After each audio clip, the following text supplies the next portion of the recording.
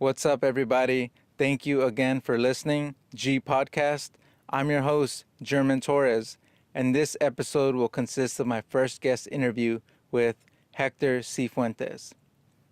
Hector is co-owner of Tenoch Labs, an advertising and marketing agency started out of San Marcos, Texas.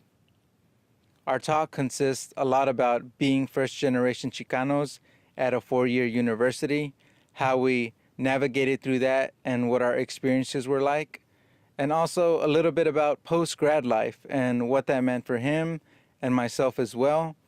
And he gives us insight into what it's like to be a stand-up comedian. I found a lot of this talk insightful myself, and I hope you guys will too. So without giving you too much info, I want to jump right into it. I don't think I have a beanie on. It don't matter. All right, yo, what up? German Torres, G Podcast. I guess I got a name for this podcast now. What's up? So we're recording this at UNT, on UNT campus in Denton, Texas, inside of Willis Library. We got this little studio backdrop. We're trying to get a little nostalgic here. A lot of our talk's going to consist of college. I'm here with my homie G. I'm going to let him introduce himself because, he ain't that special. What's up? My name is Hector Sifuentes. I'm 23 years old. I'm Mexican. I'm from Dallas, Duncanville, to be specific. I went to UNT for the first 2 years, and then I graduated at Texas State in 2016. That's really it. I do stand-up comedy, and I do digital work like video editing, and yeah. My favorite part of your intro was I'm Mexican, so I'll give you a salute to that. Yeah, man, you gotta represent. Dude, I'm really bad at or not really bad. I'm like so comfortable now, like just being like, yeah, I'm Chicano. And even when I do that, just homeboys are like, no shit, like I'm Chicano too. But I'm like, yeah, but I just want to let you know. When you're talking about you're saying it's easier or you're more proud of being Hispanic now than you used to be, or you've always felt the same way? I'm aware. You're I'm more aware? Totally aware, dude. Like I'm conscious of that stuff because, it has to do with the college experience, Mm-hmm. like going to college. Because I don't know how it was exactly for you, but all my homeboys didn't go to college, Mm-hmm. Y'all didn't get that opportunity. So it was all you end up going to a university, four-year university, and you're like, damn, like, there ain't a lot. And it's specific to every subject too, so or with major. So Mm-hmm. for me, radio, television, and film at the time, media arts, it was it was a white space. It was nothing but white people for the most part. So it's like, I'm used to being Chicano from this hood, and we're all just minorities, brown and black people. If anything, our token people were white people. Yeah. So it's like I get into this space, and I'm just like, damn, like I didn't ever really think about it. And I wasn't even conscious the first or second day or whatever, the first week. But it was just like, oh shit, I'm like a minority, for real. In my hood, I'm just. That's college, man. That's college anywhere, bro. Yeah. What was that? How was your experience? What was the same thing? I was in RTVF too. Yeah. Well, I tried to be in RTVF, but some things happened, and I didn't get into the program. Well, wait, hold on. Let's. We probably should have, gave some background of how you and I met. Explain how you knew of me before I knew you. Explain that. And then, yeah. Yeah, so just how you just explained coming into college and you realize, what the fuck, I'm a minority. Because I went to Duncanville High School, and Duncanville High School has 4,000 students, and it's literally 60% Mexican, 39% black, and 1% white. Or it's something around, the token people or your white friends are token, there's just not that many. And you go into a different space where everyone's not Mexican. Yeah. There's a thing too, you can be fifth generation Hispanic, Latino, Mexican, and you integrate with the American society. That's what I don't really know how to explain it, but you've met people that they're brown, but they're not Mexican, and their names maybe Jose, Rodriguez. I mean, they're Americanized, they're assimilated. Yeah, there's fifth generation, and they don't, you can't you don't really relate. Like you're the same. Like you might think you're like, yo, this dude's Mexican, these browns fuck, but then like you talk or like you don't relate, right? But yeah, so that's what I came into UNT, and it was so different, bro. Cause like I was used to being like the man I was a class president there and I played sports and blah blah. You know, it's not important anymore. But at the time, Cool as fuck, bro. no, you think you're young and you think that's what cool is. You think titles and achievements are cool, and they are cool because it's like you teach yourself to work hard and like to work for the things that you want. Like nothing's really out of reach. Yeah. I was like, man, I'm like my parents, like my dad went to like I think he went all the way to like the 5th grade in Mexico because school wasn't like an option over there, and when I was in high school, I was like, man, I'll be the class president. Fuck it, I did it. And then like sports, fuck it, I'll be the captain of this the varsity squad. Fuck it, I'll do it. But then I came to college and none of that matters, which was cool too because like yeah, no one knows me here, and it's cool. But then like it's just hard. It was hard even finding people that you were you could relate to, and I would find other Hispanics, and I'm not. Growing up, I grew up with diverse friends. Like we were all black, Mexican, or white. It didn't, we didn't. I never even saw color or race. I really didn't, bro. Yo, Like, isn't that crazy though? Like that's how I grew up too. I'm like, yo, like I'm super humanist. Everyone's the same, especially with skateboarding, dude. Yeah, like exactly. yo, fucking like we're all the same. And then you still want to keep that mentality somewhere deep down inside. I mean, at the core, duh. You the come here and that humanism. shit changed. Yeah, it's It changed. duh humanism. Like everyone's equal, but you understand that, but every single person doesn't. So that's how we have colorism and racism and shit. And then you go into this white space because it is a white space. So No, I'm gonna cut the bullshit, bro. Yeah. I've never experienced racism till I came to the University of North Texas. That's what- But I'm not saying it in a bad way. But like, No, dude, I never tell your experienced truth, it. yeah. I never experienced it. Like, it's like you know how all these women are coming out like they got sexually assaulted and they didn't come out like 20 years later because they didn't know how to act and what to do. That's how I fucking felt, bro. I've experienced racism and I was like, I'm a dude. I'm like, I shouldn't even feel down or sad or because these things happen. Because I mean, if anyone offends me, I can throw down. But it came to situations where you experience racism and you can't solve it by punching someone in the nose. You can't. It's like you experience it with professors or with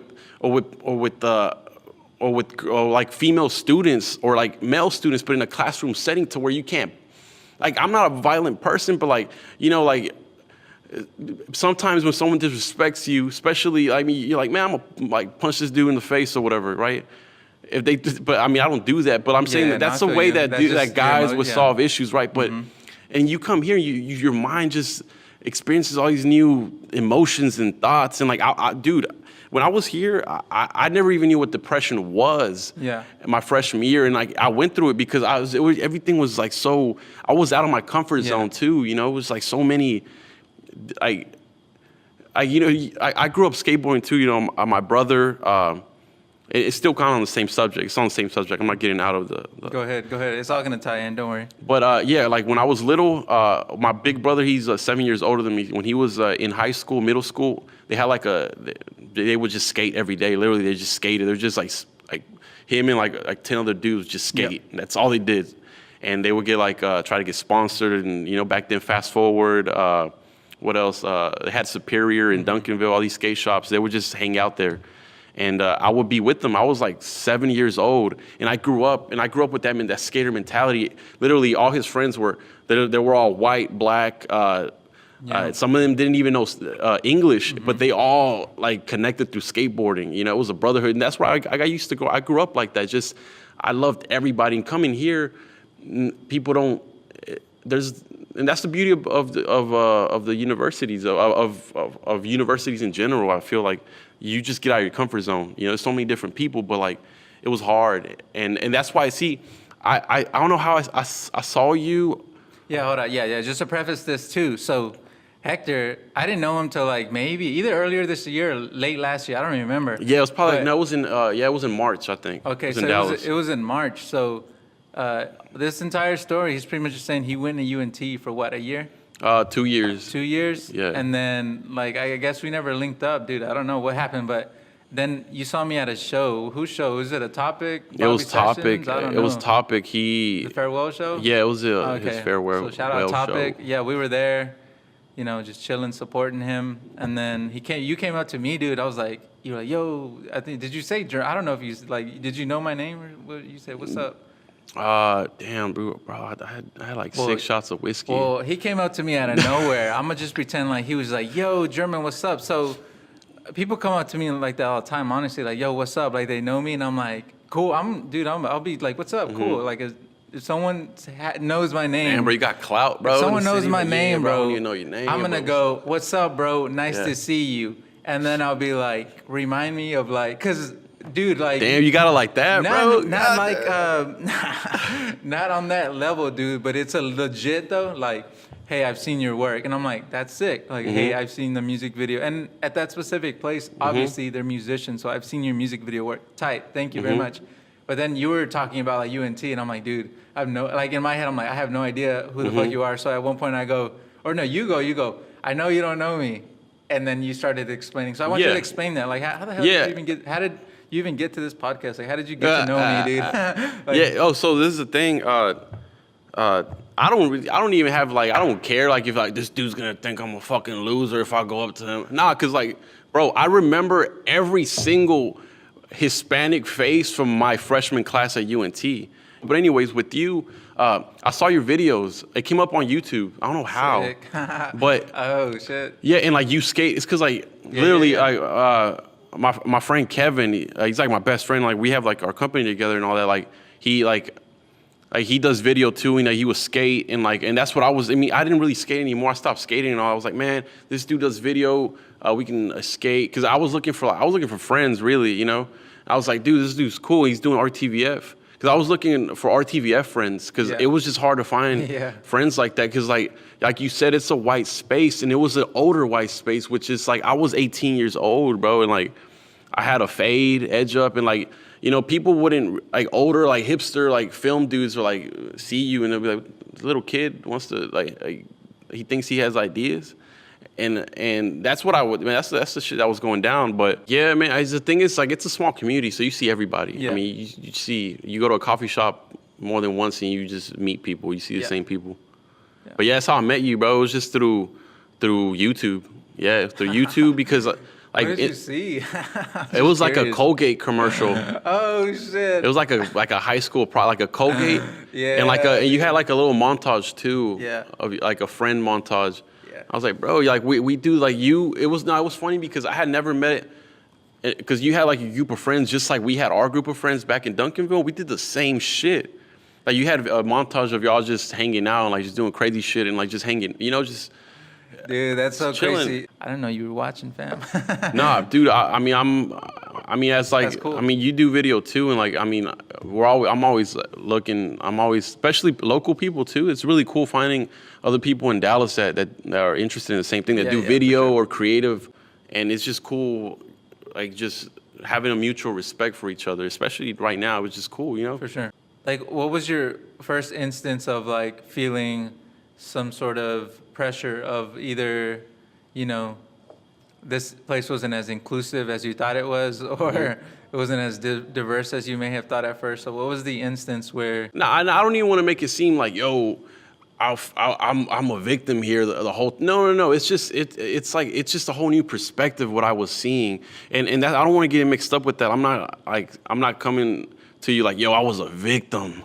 Nah, it's just like you're out of your comfort zone, Yeah. If you send a white dude to like a university in Mexico, he's gonna feel the same way. He's gonna be, yo, there's no other white people here. What the fuck? Where's the bologna sandwich? No, I'm kidding. I was cut that. Nah. But it's the same thing. Like I was out of my comfort zone, and like I experienced.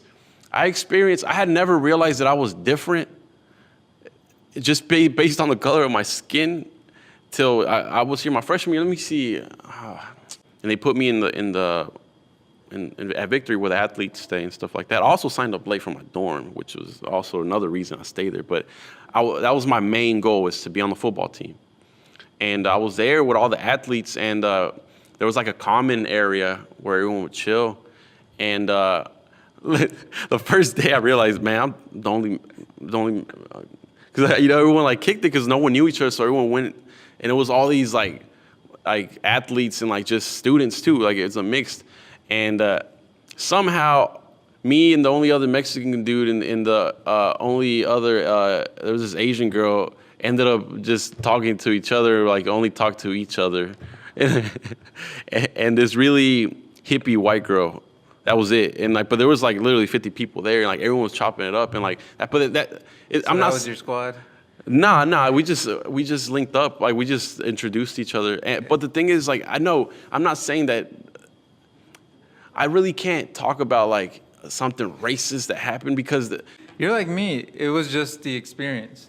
It wasn't like the blatant like racism, like someone coming up to you, and straight up like calling you out, but more just realizing like holy shit. That's important. That's why I stress it a lot, even with the homies I talk to, homeboys in the hood, homeboys just in general, homeboys that didn't go to a 4-year university or didn't leave our community. I guess that's the best way to put it. Like friends who didn't leave our community, so didn't leave that, I guess, space with mainly minorities. So when I was like, yo, like I'm in these white spaces like all the time.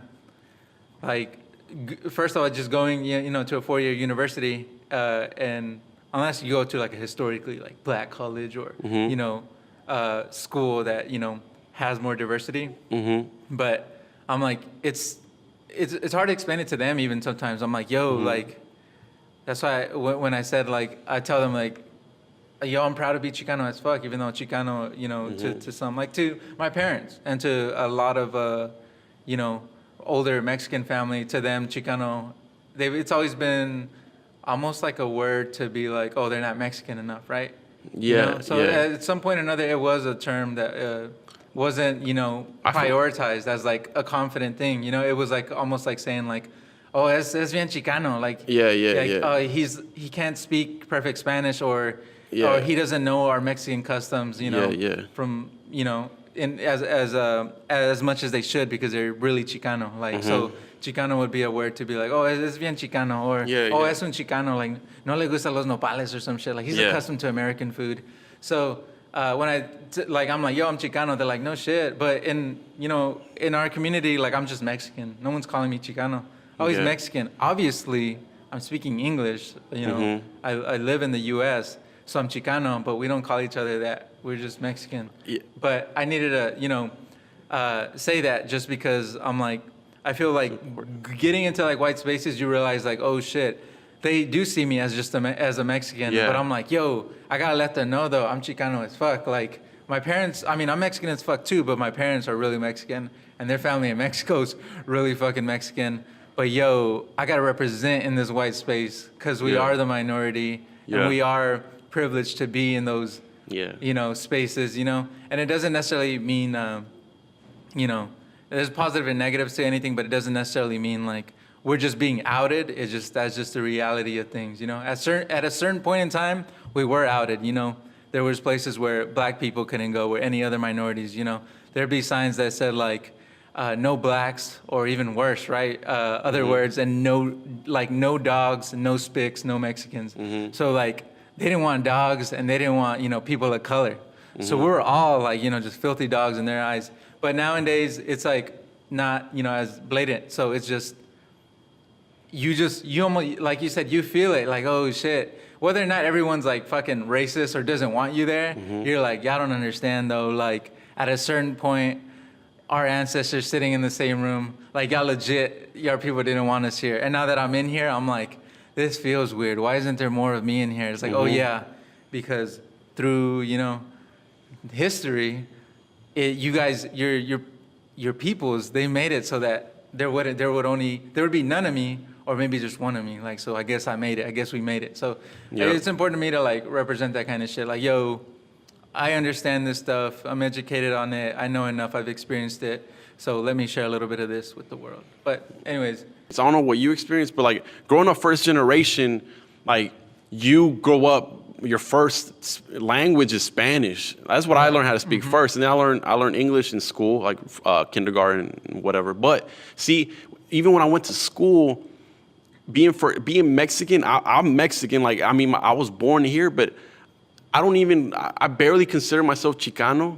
But I do, I know I am. But in terms to like my parents, how they would describe a Chicano, ellos no saben, ellos huevones. They don't see them as like. All right, hold up. So this is how I explain it to some people. I'm like, in my house, when you're in my house, in my parents' house, that's Mexico. As soon as I step out, as soon as I step out and say what's up to one of my homies outside, I'm American, I guess. But I'm still Mexican at the core. I'm Mexican as fuck. But as soon as I step out the house, it went from speaking Spanish, getting yelled at, getting hit by the chancla, to fucking being just being American. Ahorita voy a la calle, vengo ahorita más tarde en la noche, and then you step out like, what's up, bro? Yeah. Turn up, whatever. Like, what? That's what we have. It's like, especially with just children of immigrants. Like, you can be African or wherever. That's what we do. We have like a dual personality. Like, sometimes we even I used to think in Spanish. I still remember those days. I used to think in Spanish when I was like 5 years old. And then I don't know when I started thinking in English. My voice inside just started speaking like perfect English. Like, I know when I speak, there's an accent and like, there's a tone in the text, like a southern accent to it. But in my mind, it sounds like, well, hey, like your thought is this. And then, but it's just different when it comes out. But, yeah. So like we were talking about like Chicano and like Mexican. See, back then, the dudes, like the students are like Chicanos, already second generation. Yeah. They would fuck with you, bro. They were like, you fucking beaner. Like, learn some English. They would fuck with you, bro. Like, they would bully you when you, but that's what I experienced. There was like a there's like a hate. And I see it a lot too with like the African and African American community. There's like a disconnect. And that's how I feel. Like, I feel like I'm Mexican and there's something that I had to prove to these Mexican American kids when I was younger. There wasn't a connection, it was just weird. But then like, I don't know, it changed. Like, you just assimilate with your Hispanic Chicano culture. It's like, you don't assimilate as an American, but you assimilate with like your peers, like, with the Mexicans in your school. Wait, scratch that shit. You assimilate with other people that you fuck with, and you become your own clique. That's why like we had our own clique of like 5-6 students that we all were in the same situation, parents of immigrants, and we just understood each other. We weren't like Mexican, but we fucked with like skateboard, and we fucked with skinny jeans and like. Yeah, no. It's always been important. It's always been important to align yourself with people alike. Obviously, that's why like when the first episode, I'm like, yo, I'm this, and this. These are identifiers. Mm-hmm. People are like, I don't like to be labeled. I'm like, fuck that, label me, because I feel that's just the natural growth and process. Like in biology, you call things by what they are, right? Mm-hmm. Oh, that's an amphibian. That's whatever the fuck, right? Mm-hmm. So you got to understand these things. That way they can be, and it's not bad to me. I think it's important to be able to say like, oh, these things can group together. Like everything can, but it's important to be like, oh, it's not meant to separate. To me, it's meant to bring together. Mm-hmm. Like, so don't look at it as like, oh, black, white, blue, whatever, like to put them in their space. Like, no, it means like, just know you're that, and now go ahead and mingle. Like, what the fuck? So I was pretty much getting to like, social spaces are important to understand. And like, I've done that my whole life. Like, oh, I'm into this. And I think early teens, that's when you can really start to figure out like, yo, who do I belong to? And I don't think people are conscious of that sometimes. We go to the hood side in middle school. You want to be a hood because that's the cool kids, and that's just your environment. Like, yo, these kids, like in middle school, I was like in 6th grade, coming into 7th grade, like coming into the big boy school, the middle school. I was a nerd, and like the first day of school, all these like thugs like were walking around, and like they were cool. They had. They would just look cool. They had all their friends, and I was like, damn, I want to be a thug. I wrote a paper pretty much in one of my classes when I was going here that was essentially, I was analyzing hip-hop and the hood and Chicanos. Mm-hmm. As much as hip-hop is black music. I'm like, yo, when first generation like Chicanos get here and we assimilate. All right, so when your parents immigrate here, where are they gonna live? Or our parents, from my background, being poor, they're not gonna go to this badass suburb. They go to the hood, wherever they can afford. So who's in the hood? Black people. So there's these Chicanos, these first generation Mexicans, assimilating into this neighborhood with nothing but black people. So at home, dad's jamming to whatever the fuck he's jamming, right? Some rancheras, I don't know, some norteñas. And then we go to school and we start learning English there. And then our homeboys are other Chicano, other minorities, other black kids, and we get into hip hop. Then that becomes our shit too. But we're, there's a big difference, I think, in cultural appropriation and assimilation. Because you could say like, oh, there's a lot of like people culture appropriating black music, and I'm like, that's true, and definitely a lot of brown people could, Latinx, Chicano people could be doing that shit. But in my head, I'm like, or at least from my background, all of us assimilated into that shit. We're like, okay, like, yeah, that's what's cool. That's what's up. So all this 90s gangster rap, like gangsta ass motherfucking rap. So that's what everybody was listening to. And both in my scenario, people with like, that were gang affiliated and that just wanted to be thugs, that was, that was both something that was happening in the neighborhood, but was also being reflecting in the popular music at the time, right? And that was pop culture for not even just our neighborhood, but everything on the radio. It was going into the suburbs, to any community. But I'm like, it's different when, I guess, young, white kid from a suburb is listening to fucking Snoop Dogg, and then there's this brown or black kid in the hood who's listening to Snoop Dogg and being like, oh yeah, like, my cousin's crippin' and shit. I want to be cool. I want to be like Snoop Dogg. I want to be like my cousin. Let me go hang out with him. And then I feel like this shit really infiltrates the hood. It's reflective, but it's also causing a, what's the right word? Like, it's affecting it. It's a, damn, I don't know what the right word is, but it's both reflective and influencing. Maybe that was the word. And both influencing the hood. So I'm like, I wrote like a paper on that just to be like, okay, it's one thing, yeah, gangster rap, well, it does whatever, I love it. But at the same time, it's like, oh shit, it was kind of dangerous to think, now looking back, I'm like, damn, yeah. The cool thing in middle school was to be a motherfucking thug, to be clicked up, whether it's just a gang, street gang, or just knowing that like, oh, these are the cool, tough dudes. Like, I'll get into like, on like another episode, I'm gonna just dissect like the masculinity of it all, the masculinity of like, of dudes, right? Of especially being young, wanting to be seen as tough or like a man. So people join sports, right? But in the hood, it's like you could join the football team, or you could like just be clicked up with this crew, with this gang, or you could do both. And then you're seen as like people legit wanted to be gangsters. A thug athlete. People legit wanted to be that. So anyways, I wrote and I talked about that in the paper at one point because I was like, it's true. I don't know what kids in the suburbs want to be. Maybe they want to be gangsters too, but I'm like, yo, I legit had people getting like jumped and like fucking stabbed and like fucked up just because of that shit. Like cousins. And it's cousins even to this day that like their life, kind of got fucked up because of that. Because of what could have easily been just a teenage phase for some people.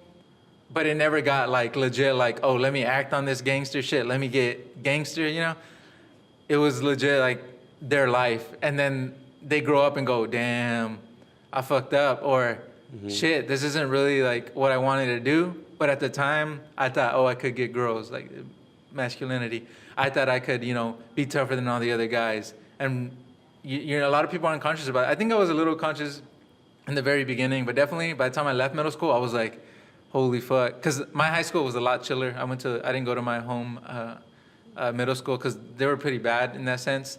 They weren't the worst, but if you ask anyone, you're like, yeah, shit used to go down. Yeah, some little super thugs, some little 12-year-old super thugs. Dude, it was crazy. But anyways, I wanted to like hit on that. I needed to rant on that, dude, because it's true, dude. Like being like, in that culture was cool. And some people associate the word Chicano with that vibe, that cholo, being a cholo, right? they associate Chicano and the Cholo culture all in one, and I'm like, it's kind of changed a little bit. Different. It's always gonna change, right? But I needed, like, once you said that, I'm like, dude, you're right. Like, being like a thug was considered cool. So you could have been whoever you were in middle school. That's what girls like. School, yeah, in elementary. But by the time you hit middle school, it was like, damn, I can't be playing with Pokemon cards no more. Yeah, I mean, it's just, you know what? It's what girls like back then, bro. There was no like,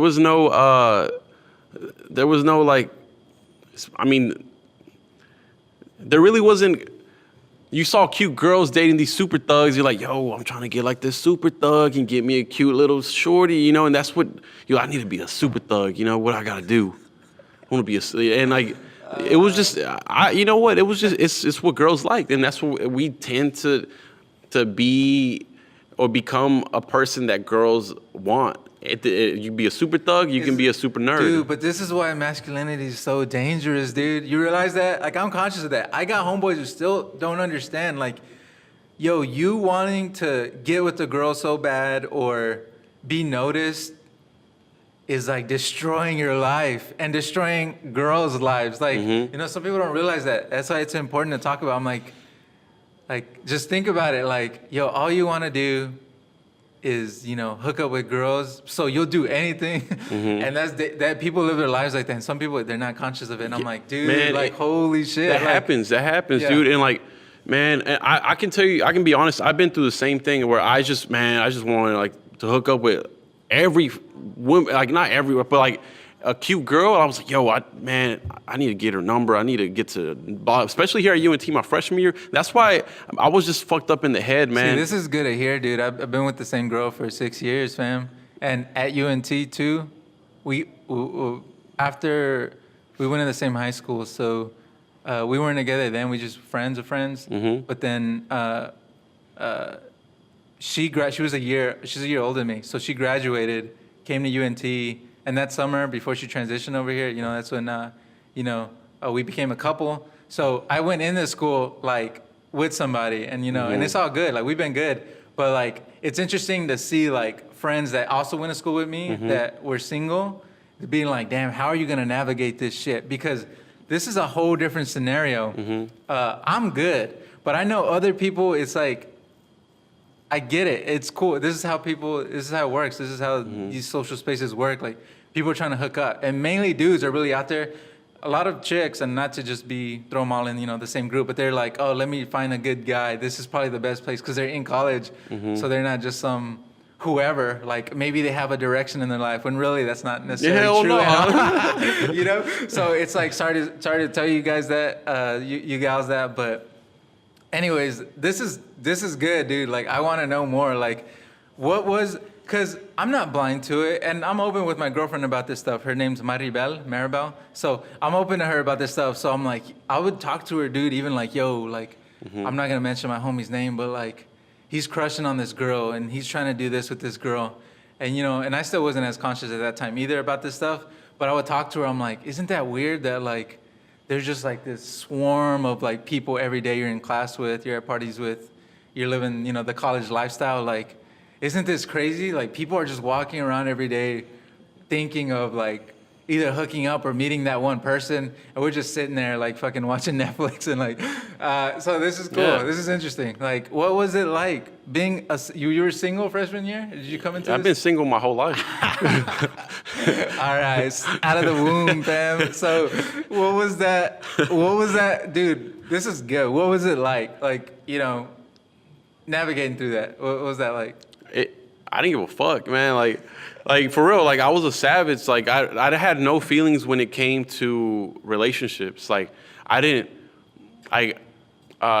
and there's this girl that we both know, and I can tell you after the podcast, now, like 4 years later, I kind of feel bad. I was an asshole to her. See, like I would, because no, like it's not that I was an asshole. It's like I wasn't playing, like I wasn't gonna be fake with somebody and like play games. But at the time, and I know we were young, maybe, and she was she was young too.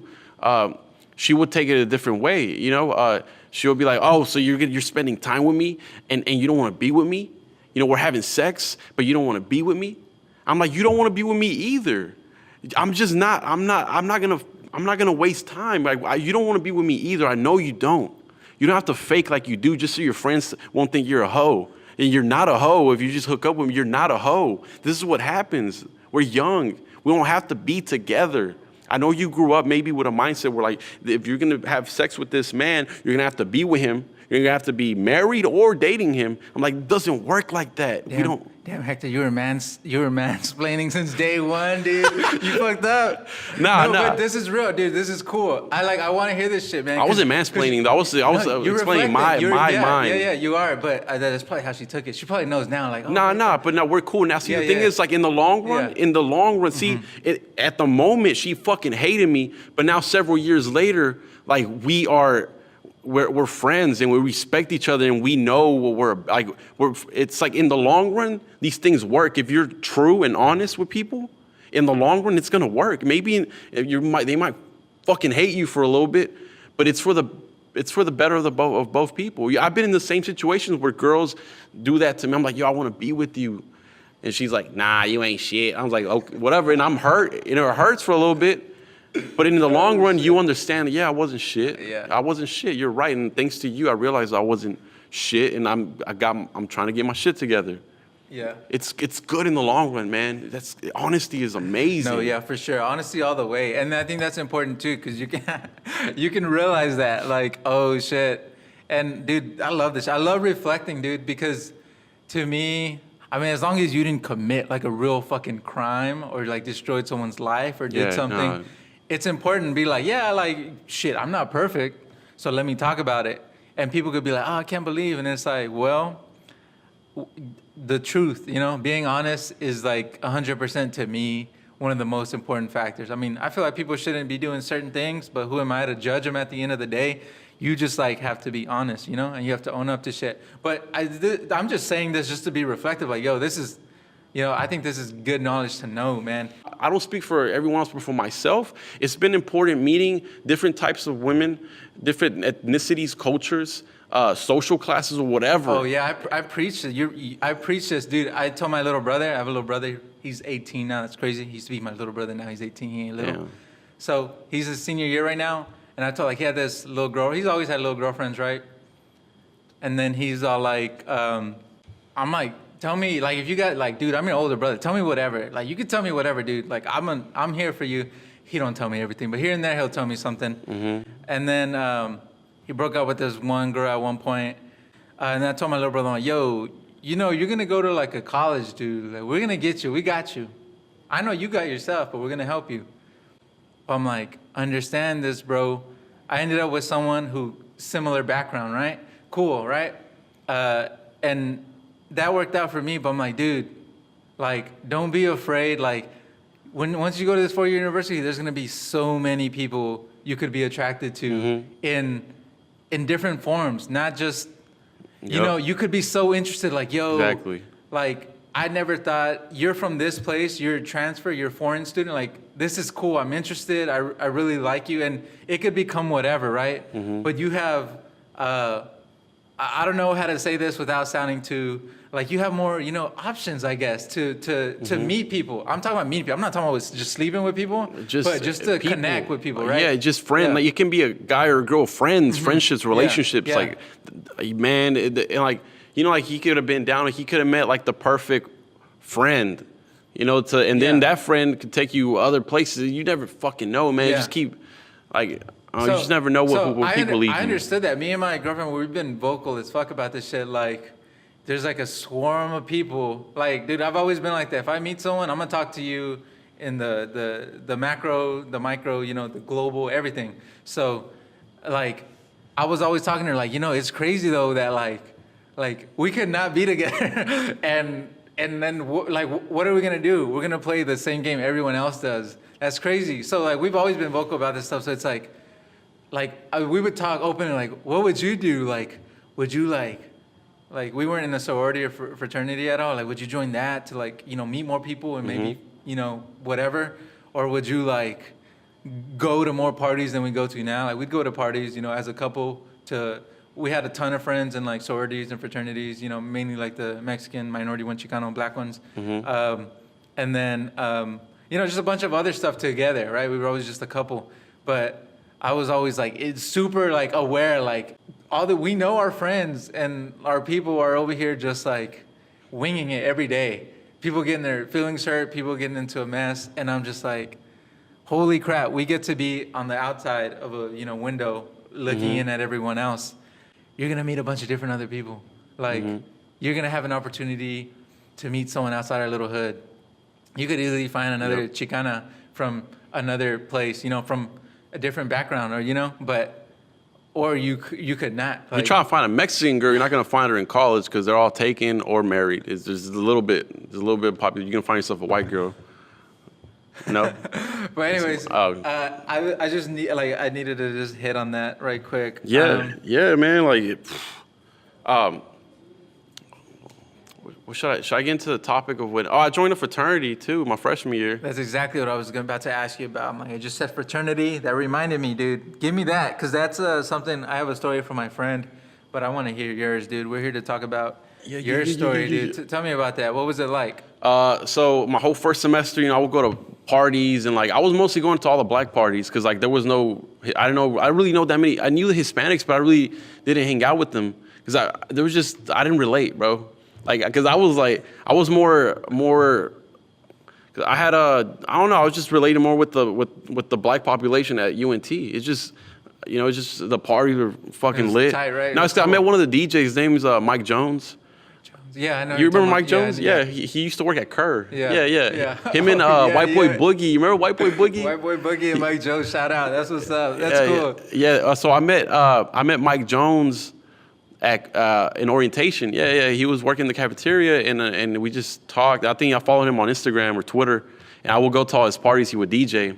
But I did that, and then the whole semester went by, and I don't know. I just felt like something was missing. And I was like, man, I didn't really. So I'm the first person in my family to go to college. My big brother didn't really like the whole college thing. And, I had one cousin that went to school in Tennessee. She's like 11 years older. Fuck it, bro. Immediate family. Oh, yeah. So I was the first person. I had no guidance. Like no one told me, oh, you're going to expect this and that, this and that. Everything was so new to me. So one day, I just went to the MMA. They had an MMA club. I was like, man, I'm gonna do this shit. This looks cool. Did you see this big ass dude that was like Chicano? At the MMA club? Yeah. 2012? Maybe, yeah. Yeah, there probably was. Yeah, there was some swole. I was the smallest dude there, bro. Keep going. it was a bunch of dudes, just like doing MMA. And the president of the club, super cool, Brant Rodriguez. Shout out to Brant. He was like, yo, was it him? I don't even know. But yeah, he was like, yo, we're having a party at my fraternity. I was like, ooh. Because I would see the letters and you watch movies growing up and you think it's like, yo, fucking Ragers, right? So I went to the party and it was just like in the movies, bro. It was like, it was amazing. I was like, whoa. There was just nothing but there was just girls, a bunch of white girls. I've never been in a party with all these blonde white girls. And, I came in, I was wearing a blazer, I was looking fresh as fuck. I went with the. You had a straight up. What was just like a blazer over what t-shirt? A blazer and a shirt. I came dressed nice, bro. I was dressed. I overdressed. Oh shit! But that was a good thing because girls thought I was in the fraternity because I didn't even know the blazer was a thing to wear to a frat party. But they thought I was in the fraternity, so I ended up making out with these two white girls, and it was an experience for me. I was like, what, bro? I was on top of a fucking vending machine making out with this girl, and then I lost her, and then Drake. It was the last song. It was the last song being played. Drake was playing. I started dancing with this one girl, and we started making out. But see, it's not about that. But I was like, "This is amazing! What the fuck? I've never experienced this in my life." Stories. What do you mean? I was like, my parents, they immigrated to the United States for me to have this opportunity. I just met with these two white girls. Oh my God, life's amazing. So I was like, hey, I'll talk to the president of the fraternity. Yo, I need to join this frat. This is amazing. So I rushed that fraternity, and. The thing is, all these stereotypes and stories, there's a bunch of douchebags that are racist, blah, blah, blah. That is true. That is true there's a fraternity has 50 members. That is true with 5 dudes. Like, you know, the ones that make the whole operation look like shit, it's 5 dudes that make it look like shit. And It's always those bad apples. yeah, that's the thing, and they exist, but you don't really fuck with them. You know, they're their own little clique. There's cliques in cliques.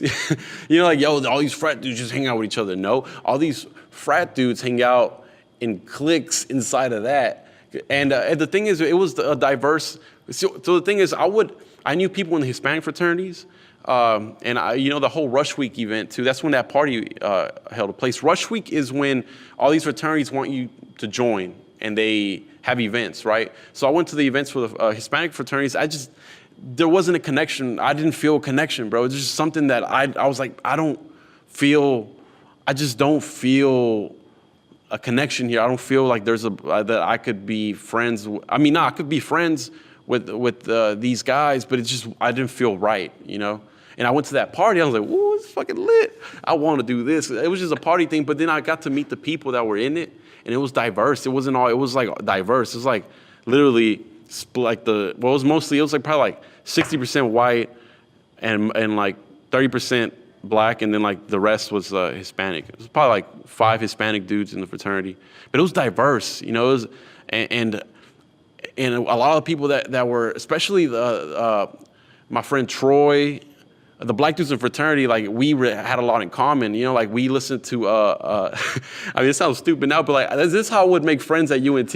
I would make friends at UNT when in my dorm, I used to play Young Nation all the time, and people would come like, "Yo, you listen to Young Nation? Yeah, where you from?" I'm like, "I'm from Duncanville." "Oh shit, I'm from DeSoto." I would make friends like that, you know, because like, I was just playing my music, and people, "Yo, you listen to Young Nation?" Blah blah blah. So yeah, that's how I became friends with the dudes in the fraternity too. Like, "Yo, you listen to Young Nation?" And we were like, yeah. So like, I was like, man, I got to join this fraternity. So like, I met cool people, right? So I did that whole fraternity thing, and then like that's when I found out, you know how like you have this.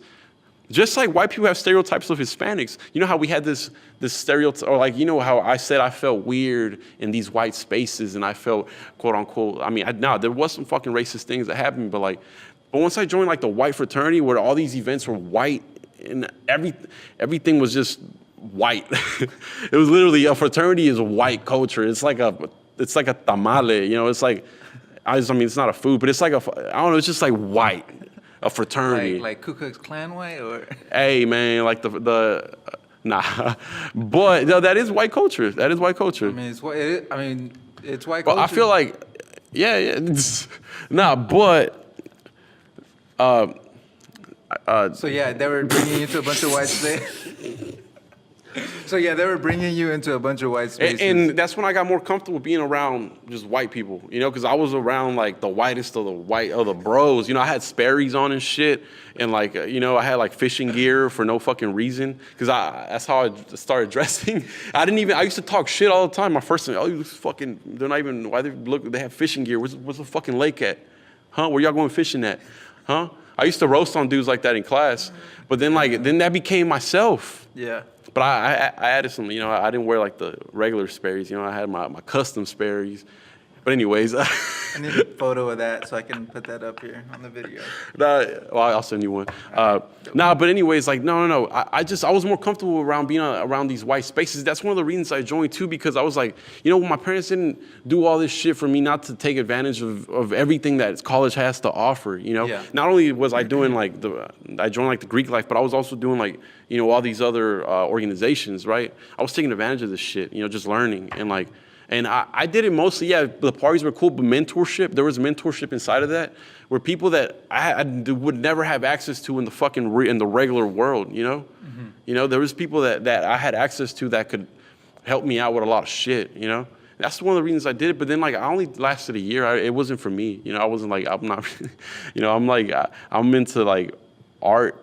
You know, I'm into art. I'm not into like country music, you know? Like, I mean, I love country now, but not like pop country, like more like Willie Nelson, you know, like some, you know, just stuff like Texan, like, you know, dirty shit. Like, yeah. Anyway, that don't have anything to do with this. But I wasn't into that, the Greek frat lifestyle. But I appreciated it because you learn a lot. You know, like a lot of my friends that weren't in that a lot of my close friends too, especially friends that stayed back home, or like they see it like, yo, you're around a bunch of bros, douchebags. Who do you know here, bro? Ass dudes, you know, like. No, this is interesting though. Like I love hearing this story because when I'm talking about like, oh, a lot of the people I know from my community haven't even to this day really stepped into a white space like that. So I'm like, yo, it happened to me when I went from the hood, all minorities, to this college, this 4-year university with quote unquote diversity, but mainly just white people, honestly. Maybe more diverse than some other colleges, I don't know. But in my class, it's mainly white people.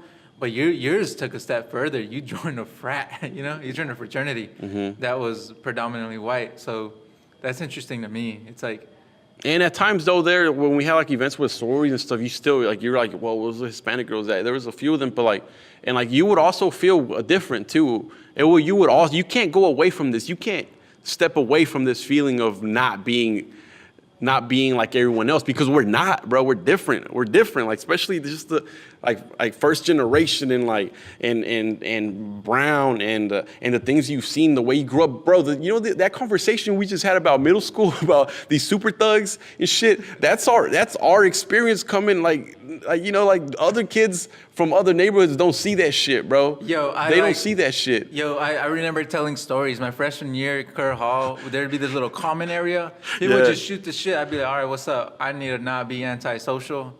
If you don't know this, I'm antisocial extrovert. You know what I'm saying? Yeah. Omar, that's me. But anyway, so I was in that space, and I was like, all right, I can't be antisocial. I'm an extrovert, but I don't really be fucking with a lot of people like that. I kind of stay in my own lane. But when I need to, I'm vocal. I'll tell my story. I'll talk about whatever. So I remember telling stories, and they'd be talking about middle school, high school. I'd get in there, and they'd be like, what the fuck? I remember going into middle school, dudes having tattoos already. Yeah. Pregnant girls in 7th grade. This girl had 2 kids in 7th grade. People hooking up during the tax test. We were on the news because some dude was getting head. Yeah, but that happens all the time. Yeah, bro. but they got caught though. But anyway, so like stories like that, people are just like, what the fuck? And obviously, like public schools, if we're talking about public schools, like anywhere can, have some shit that goes down. But I'm like, yo, it was like times 10 for us. In my middle school, when I'm talking about this shit, it's mainly middle school. When I went to my high school, I went to Glencrest and Forest Oak Middle School for 6th through 8th grade. But that was my like home school. That was like down the street. I didn't go to my home high school, which was O.D. Wyatt High School. I went to Trimble Tech, which was pretty much like a pool of Trimble Tech sounds hood as fuck. Nah. Trimble. It was legit like, just picture like all these schools in a circle. A barbed wire fence around. There's a bunch of high schools, dude, in Fort Worth. Just picture like a huge circle. And they're all like really hood. They all have their own shit going on. But in the middle, in the core, there's this other school that you had to apply to. This is where all the minorities who said, not necessarily like, oh, like we're not hood. We're not that we don't mind being around each other. Yeah, so they all applied, went to that school, got accepted, and that's where I ended up at. That's where most of my brothers went. Minus my little brother. My little brother right now is the O.D. Wyatt. But these schools, like, I've written some papers on like how they've changed over time, these areas, my community. Like when I was born, like you could Google this shit. There was like peace treaties and shit between gangs. Like the legit Blood and Crips. Like you could Google this, like Eastwood, Texas, like Crips, like what is it called? Stop Six Bloods and all this other shit. You could Google this shit, and there's legit videos of them in like jail and shit. Like, yeah, what's up? Yeah, man. We thought about it, and the youth, they don't need this. So it's like the OGs, they've been locked up. When I was born, they've been gone. But there was like still uncles and cousins and relatives who still like, and these are mainly black people who they had a family who were related, so they were gang affiliated. I never really saw them like, oh, they're straight up like OG. They're like, they'll kill me. But they were just affiliated. They'd wear their colors. Obviously their offspring would be in school with me, so they'd be about it, but not to that extent. They just represent it, quote unquote, and be in it, like be about it. So that all, Chicanos, we caught on to it too. Like, oh, being in a gang and thug It's survival. It's just how you survive in So some it's like, places, now bro. we got Land Kings and the Fantasmas. And that's where we come from, and like we bring it over 13, here. Yeah. And we bring it here. Like we don't bring that here, but we bring that experience. Like we grew up dealing with that shit. Like, bro, I wasn't even like, I was like a nerd, like in high school. I mean, I wasn't like a nerd, but like, I did my thing. I was a good student. And even like that, I couldn't get away from like hood shit. Bro, I got jumped by like 9 black dudes because it was like a black versus Mexican thing.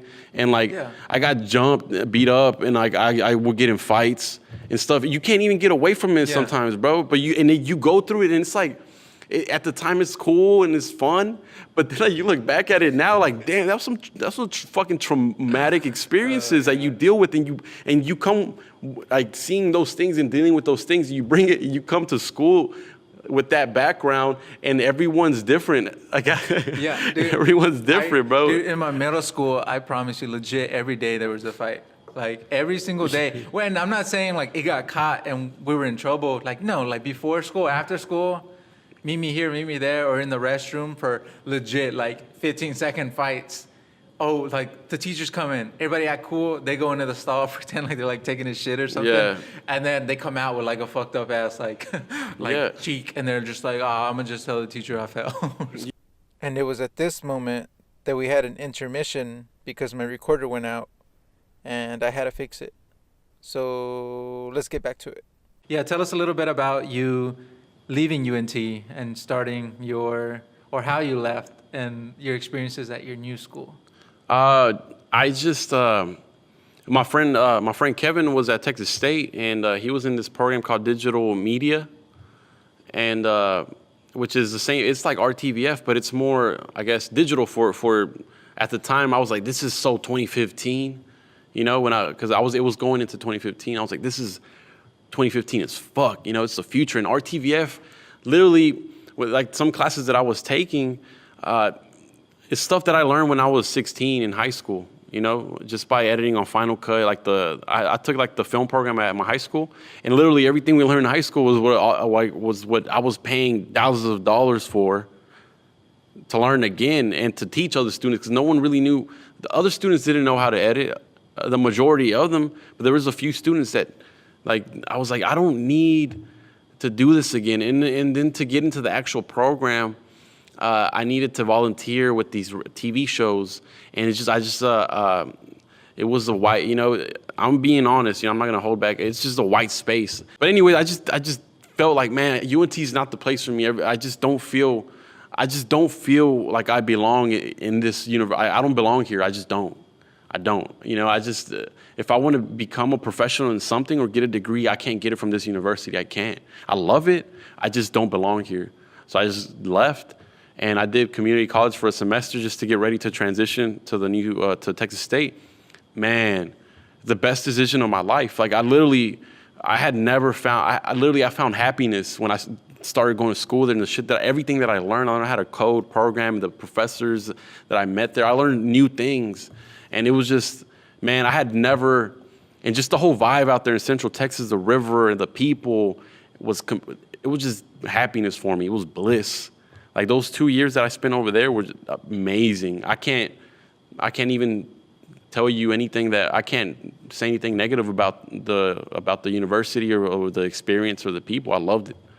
Would you say, what's the biggest difference to you in between UNT and here? People take themselves too seriously. Like here, people, I feel like people try to. It was school anywhere because we're young and we're figuring out who we are. But a lot of people here there's a lot of like, and this is my opinion. And sure. And I don't give a fuck what you think about my opinion. Well, I care about what you think. You're my homie, but no. Fuck it. Just tell your truth. This whole podcast, I always want to stress, like, I feel these like are people's opinions. There was a lot of like you have a right to it. So. There was a lot of like at UNT. It's an art school. There's a lot of hipsters. There's either like you fall into the category. You're either a hipster, you're either in a fraternity, or you're in the LGBTQ community. It's either that. And that's cool, right? But what I would see, there was a lot of people without like that were faking it. You know, everywhere that I went, it was just weird, man. It's like a bunch of like fake, like hipsters. Like I would see like like you could tell they're rich kids that wore like dirty clothes and like they just didn't have the street cred, and they was just people were put in front. It was just weird. It was weird, and maybe it was just me being critical of people, but either like the frat or like Greek community or the hipster community or whatever. It's just I didn't find a place that I could fit in. I was in a fraternity. I still felt like I just didn't have a place, and especially when it came to school, I didn't feel like I had a place in the program to graduate. I felt like if I stay here, I'm not going to graduate. I'm not in the right mental state here to finish school. I wasn't going to class. I just didn't want to be at school anymore. You know, I was like, fuck school, fuck all this.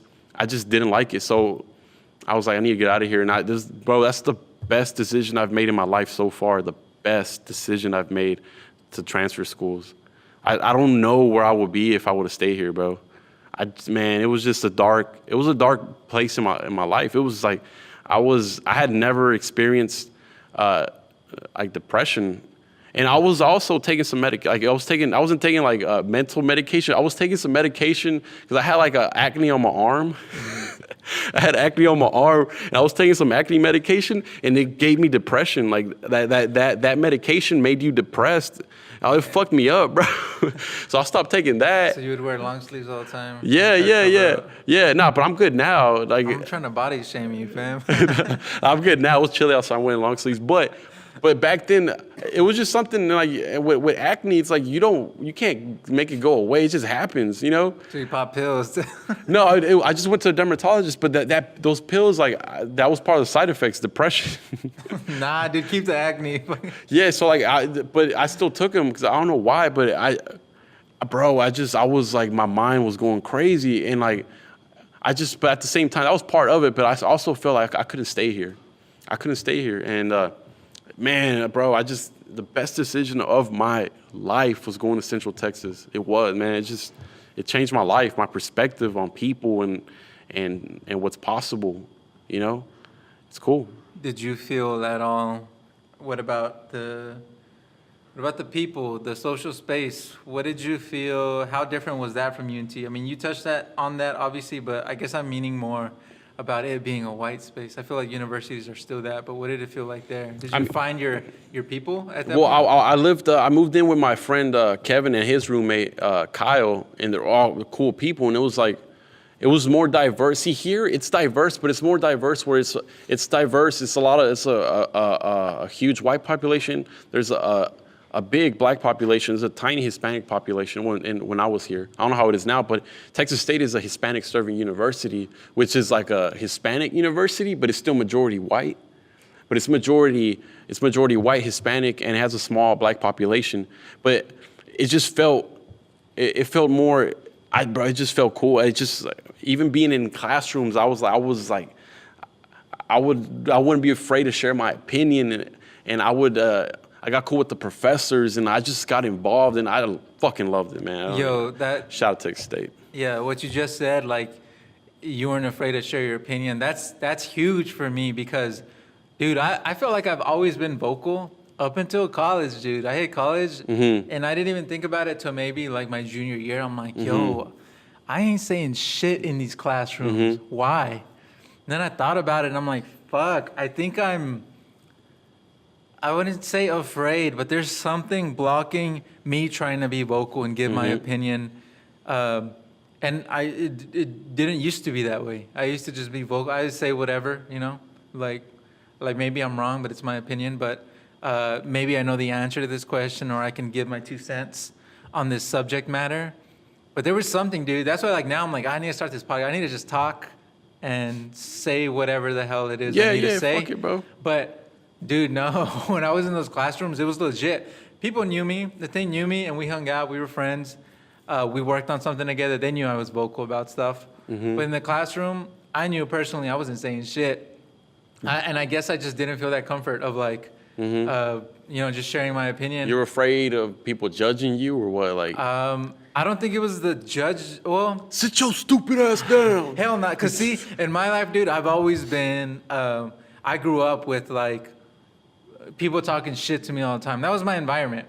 And even at home, dude. Yeah. Even at home, like I had older brothers like bully my ass and shit. Yeah. So I was used to like getting picked on, and I was I was overweight. I was chubby. I was an obese kid. So I would get like from other family members of being too gordo, whatever. So I'd get like picked on for that kind of stuff. So I had like what would you call it? Like a hard shell, dude. Like I felt like people already talked shit about me enough to like I was like crying when I was younger, dude. I was probably abused from like vocal like whatever the fuck. What's the right word for that? The right term? Like, PTSD. Maybe, dude. I'll have PTSD in another form, but not through just people talking shit. I'm saying I build a hard shell from people talking shit to me or talking down on me or telling me I couldn't do this or that, or like a big thing for me was like being called stupid. Dude, I was called stupid so many times by like my older brothers and older cousins and like friends of friends, and I was like I grew up thinking, I remember up until I was like 12 thinking I was stupid. Not stupid as in like, oh shit, like there's something wrong with me, but like in school I always did good, dude. I was at the top of the class. I was like smarter than everybody. I shouldn't say that. I was more academically gifted than everybody. I was good in the school system. I was always at the top. We would do those, you remember those pieces of paper, well, I don't know what the fuck I'm doing this. Those pieces of paper with all the multiplication or the addition, whatever, all that. Those math sheets where you would speed through them. Did you ever do that? Like you'd speed through them, dude. I was always like a minute ahead of everybody. I was like a good student, but I was like enough people told me. I don't want to call them out, but enough people told me like would tell me I was dumb or stupid. That shit was ingrained in me. Like where they at now? Where they at now? Shit, I don't want to talk shit. I ain't here to hate, but I was told that. So by the time I was maybe 12 or 13, I realized like, oh, I'm not stupid. Just there's something wrong with them that they're like, You're different, bro. Yeah, there's something wrong with them where they had to tell me these things because it made them feel better. And on top of that, I started trying to make sense of why I thought I was stupid when I was real young. I was like, why are they calling me stupid? And then like, okay, I guess I am stupid, but why? Like, what makes me stupider than them? And then, like, this is a dumb realization. I shouldn't say that either. But when I was, like, 12 or 13, I was like, oh, it's because these people were, like, 5 years plus older than me. And obviously, I don't know all they know just because they're older, right? So I was like, okay. Like, so I'm not dumb. They just know more. They're just in the 10th grade, and I'm in the 5th grade. So that's why compared to them, I don't know as much. Doesn't make me dumb or stupid. It just means like, yo, you learn how to get up and walk first. You learn how to talk first, but it doesn't make a baby stupid, right? So like, I felt like people were treating me that way. And then so once I realized like, oh, I'm not stupid. There's something wrong with these people.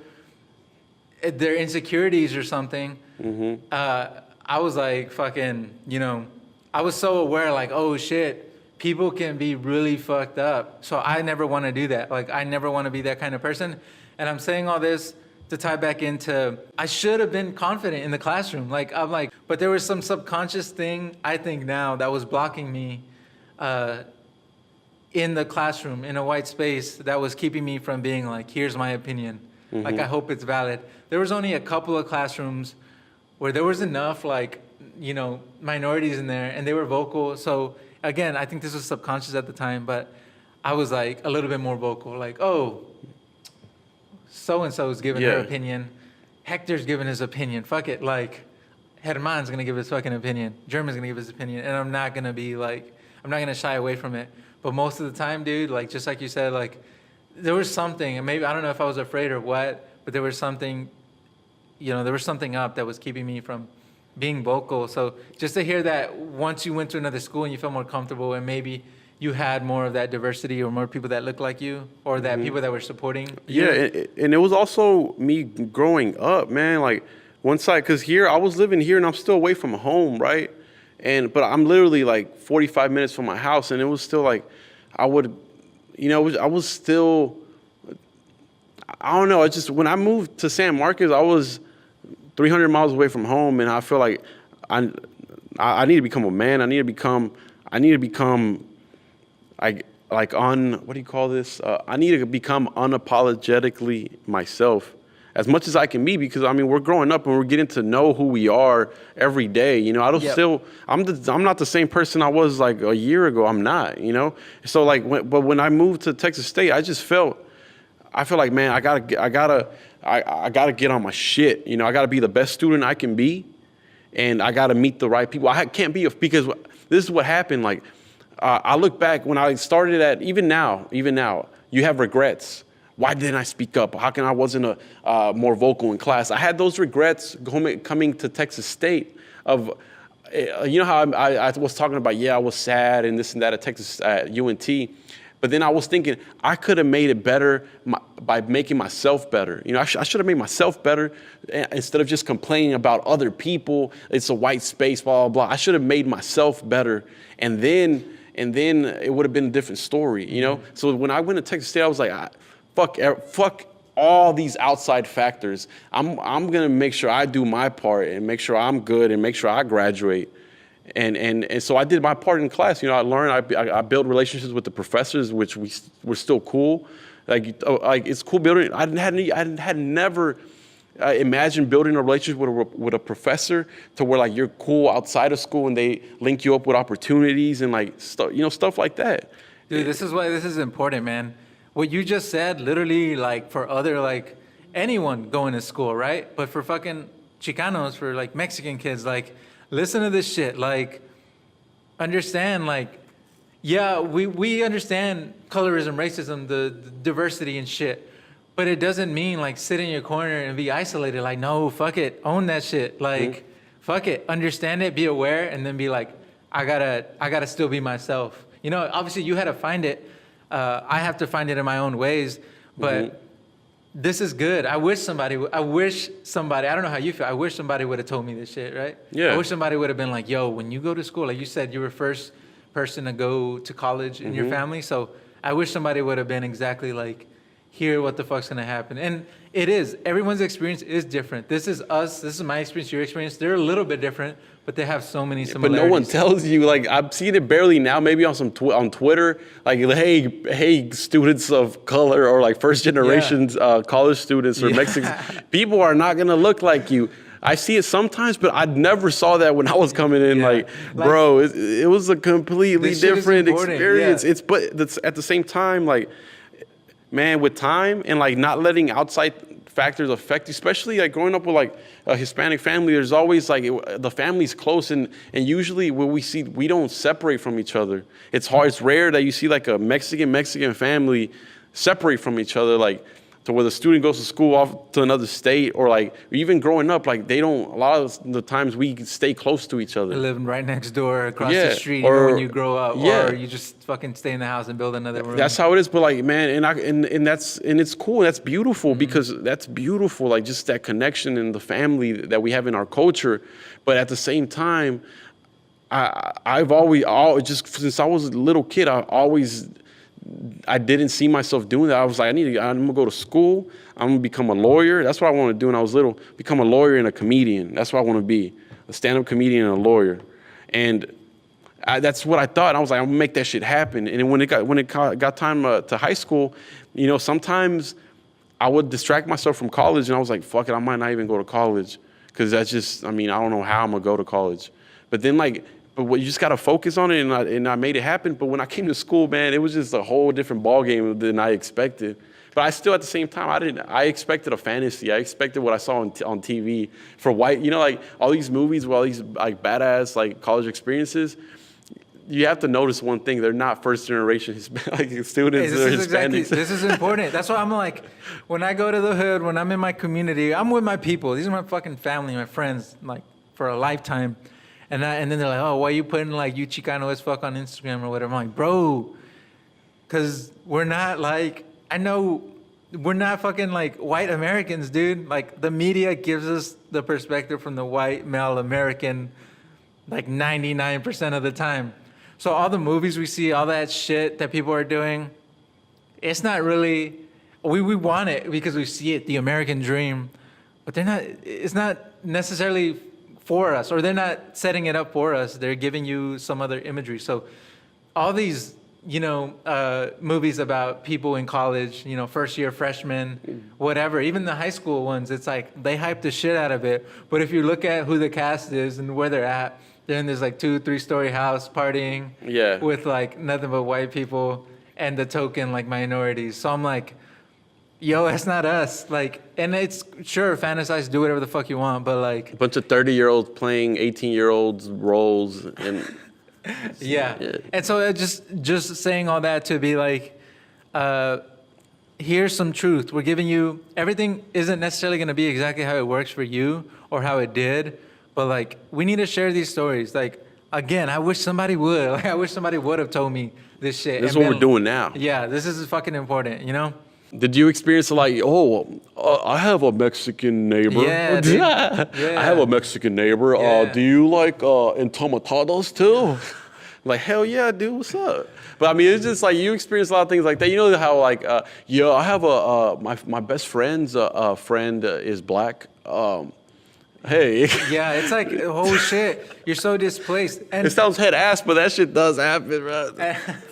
And I'm like pretty extroverted, and I do well in like a lot of main social spaces. Like I'm pretty good at being vocal and like talking. And you will run into a few of these people sometimes where it's like it doesn't matter who you are, this is still gonna be really fucking awkward. Like you're like, holy shit, this person's so displaced and so like you don't gotta make me feel comfortable. Like by default, like I probably won't feel as comfortable as you are, but you're making it worse, dude. Yeah, and I'm gonna talk to you like a person, but like you're like, this is weird. Why the fuck are you telling me that? But the cool thing too, by default, everyone, no matter what color, everyone's cool, bro. By default, like everyone's cool, especially orientation, man. Like everyone was so cool, bro. Like I was like, I was only Hispanic in my group, and like it's crazy because even before orientation too. This is how they pull you in, fam, with the fun and the first time experiences. Because we can all relate. Freshman year orientation, you have to relate. Yeah, it was tight. It was. I had fun. It was. You have to relate. Everyone's going to college for the first time.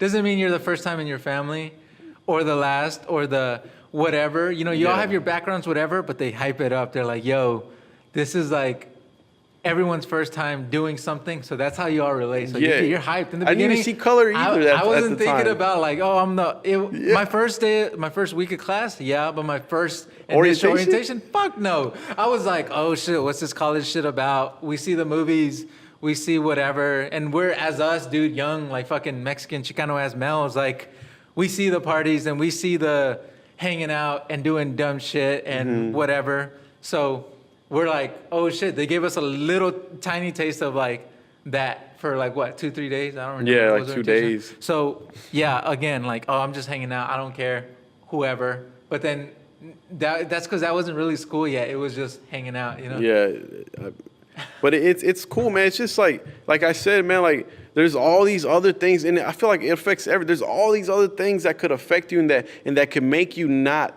be as efficient or like successful as you want it to be, or as you want to be with school, or with things you got to take care of. There's so many things that anyone can make up an excuse for. Yo, like, man, my mom's sick, man. I can't finish school, man. And so sometimes you can't at the moment, but like, or like, there's like, yeah, man, my girl, she's been tripping, or like, wow, I'm broke, which, boy, like that's another thing, man. Like at UNT, man, like I don't think I ever had more than like $100.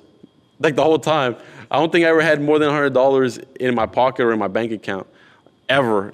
Like the whole 2 years I was here, bro, it just sucks. That's another thing that, bro, like you're gonna being broke it's sad. It's so sad, especially when you move to the apartment. Like my sophomore year, the first week I moved into my apartment, I was there for a week, and then this guy moved in, this 45-year-old moved in, and he was just older. I was like, what the fuck, this old dude, And my neighbor, she lived in front of me. She was going to sorority, and so I recognized her. I was like, "What's up, yo?" And we were talking, and like the dude, literally his first day there, like he comes to the door, he looks at her, he comes back in, and then I close the door. He's like, "Yo, are we gonna hook up with them or what?" I was like, nah, bro. That's creepy as fuck. Anyways, that whole week went by. He went to the store one night and he didn't come back for a week. So he didn't come back like for like 3 days. So we filed him missing. Because my friend, my roommate at the time, Julio, told me that Jose, the guy that came, came from LA, this 45-year-old. He came to do the electrician school, the lineman school here in Denton. He went missing, and he told me that, yeah, I'm from California. I don't have any family here. So he went missing, so we filed him missing. Damn. But the cops came. Anyways, the next day, FBI calls me, like, hey, we have him. Don't worry about him. I was like, what? So he was wanted by the FBI. He was a rapist in Los Angeles. And he was a cop. He used to like go to prostitutes and like rob them for head. And he was like a thief or something. Holy fuck, this is like the worst of the worst dudes. Holy shit. He was my roommate, but like he got every bad trait, fam. So yeah, he was he just didn't come back. Yeah. That's horrible, dude. It's funny because we got a new roommate like a few days later, and like a month later I told him what happened. I thought he knew. He's like, what? He was like, a rapist lived in here? Yeah, he was mad as fuck. I think he got like a deduction on his rent. He went to go complain. Like he was like, y'all didn't tell me a rapist lived here. Fuck. Yeah, man, it was horrible. Burn that apartment. No, I'm just kidding. Burn that shit. Yeah, we had a Univision come and interview us and all that. Yeah. Fuck. Holy shit. But anyways, what were we talking about? All right. Anyways, we're good. Yeah, we're good on that. So people even just graduated now, December 2017. Right now, there's people who just graduated, people who are about to graduate in another couple of months, and then forever till our school system crashes and burns, which should sooner or later. I don't know if you agree with that, but it should sooner or later. Yeah. Now, it needs to be revamped. That's what it needs. Yeah, it needs revamped. But what was post-grad life for you? So I could start this off. Like, everyone, it's going to be different. And I know when I talk to people, dude, I'm talking in the most positive for people. And it can come off sometimes as if I'm trying to, like, lecture or, like, you could do anything, fam. No excuses, right? You can. And you can. But obviously everyone's scenario is different, right? I don't know them, you know. You got to make it happen. Yeah, you got to make it happen. But so my scenario is, like, I was hustling since I got into school. I knew I wasn't going to get a job by just going to class and passing and, you know, getting that bachelor's degree, right? I knew I wasn't just going to do that and then, okay, now I'm good. I'm going to have a job, work that job. Like, I knew it. I knew it from the beginning. So I was like hustling. I was like, all right, let me work and save up money, buy a camera. Let me learn how to do that really well. And I was already doing that for a little bit, but that's when I started taking it serious. Like, oh, let me emulate, you know, what I'm seeing on the movies. Let me look up YouTube tutorials. Let me go shoot the worst short films ever. And that's what you got to do in the beginning. No matter what you're doing. Do the worst thing ever at what you're trying to do when you start. Well, by default, you're not going to make anything good. You can have decent ideas, but the execution is going to suck. Like, it's never going to be or it's hard to really. It has potential, maybe. Hey, that could be something though. Like, if you want to, if you dream of being like a film director, or I feel like any creative space, that's a good idea. Like, you should try to do the worst film possible on purpose, just to start, just to do it. I don't know. That's maybe. I'm just saying by default, I feel like people are going to just make not good work. So that's what I was doing. Yeah, at first. So, and eventually you start making decent stuff, and then now I was both learning in the classroom and just exercising my own, pursuing my own craft, right? So it was like if I wasn't in school, I'd still be doing this. But school was there for some sort of leverage and for meeting people and for having community and learning more in-depth stuff than I wouldn't have. Not like technical knowledge or filmmaking or, the production stuff, but more about the analysis of film and learning about people and filmmakers and ideologies and the current state of like politics and society in the United States and other places too, and how that affects the films that are made, right? So I was learning more. I was learning more about representation. So I got a lot more out of it than I even thought I was gonna get. But so I was like hustling to be like, okay, post grad, I'm not gonna have shit. Like I pretended like I'm gonna move back home. And everyone's scenario is different. I tell people to move in, be at home. Like if you have parents, you're privileged as fuck. keep eating often. Like if you have something you know you got to go 100% at, fall back to your parents. They're there for a reason.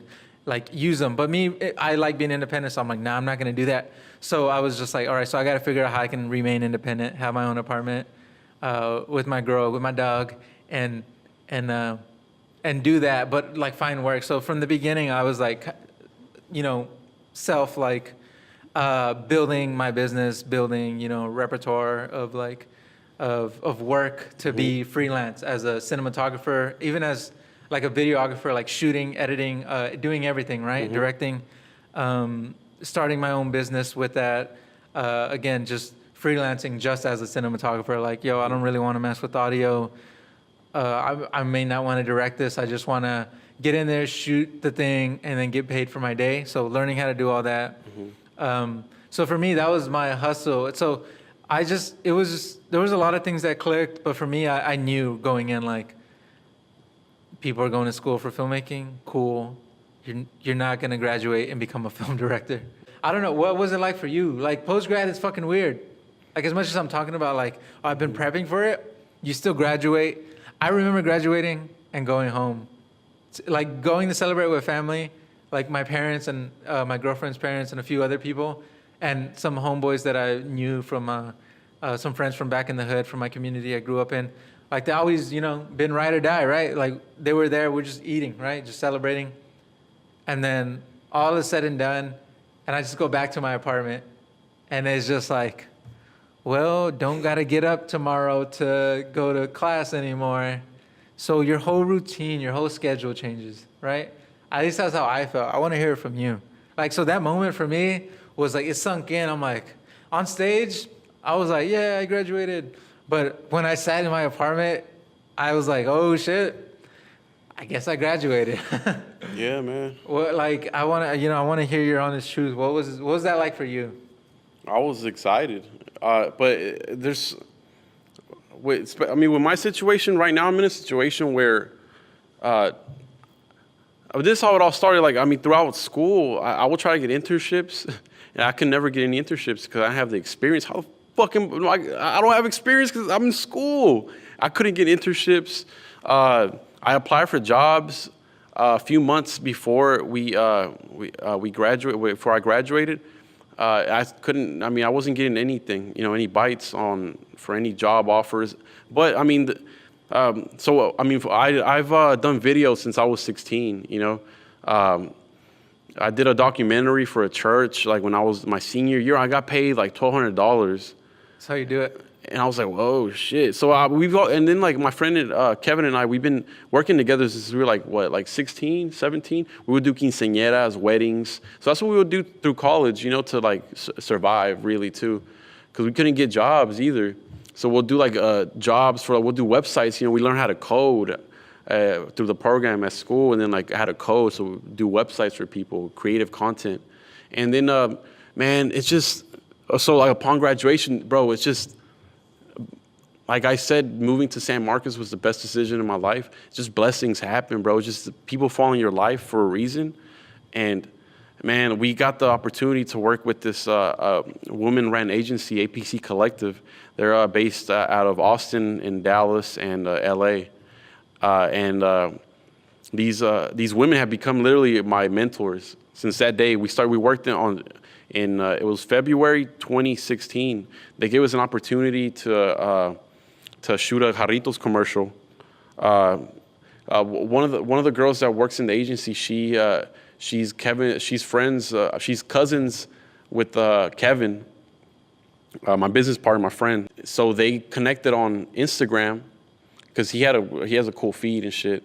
And they're like, yo, you got cool videos. You want to do a video for us? Shouts out cool feeds. See that shit? Yeah. Instagram work. Ooh. Yeah, and that's a new portfolio, in case you hadn't know, kids. Like, Instagram is definitely a portfolio. It's not where it should be yet, but sooner or later. No, it is now. Where it's a portfolio now. Everything that's online that's yours is your portfolio. Everything.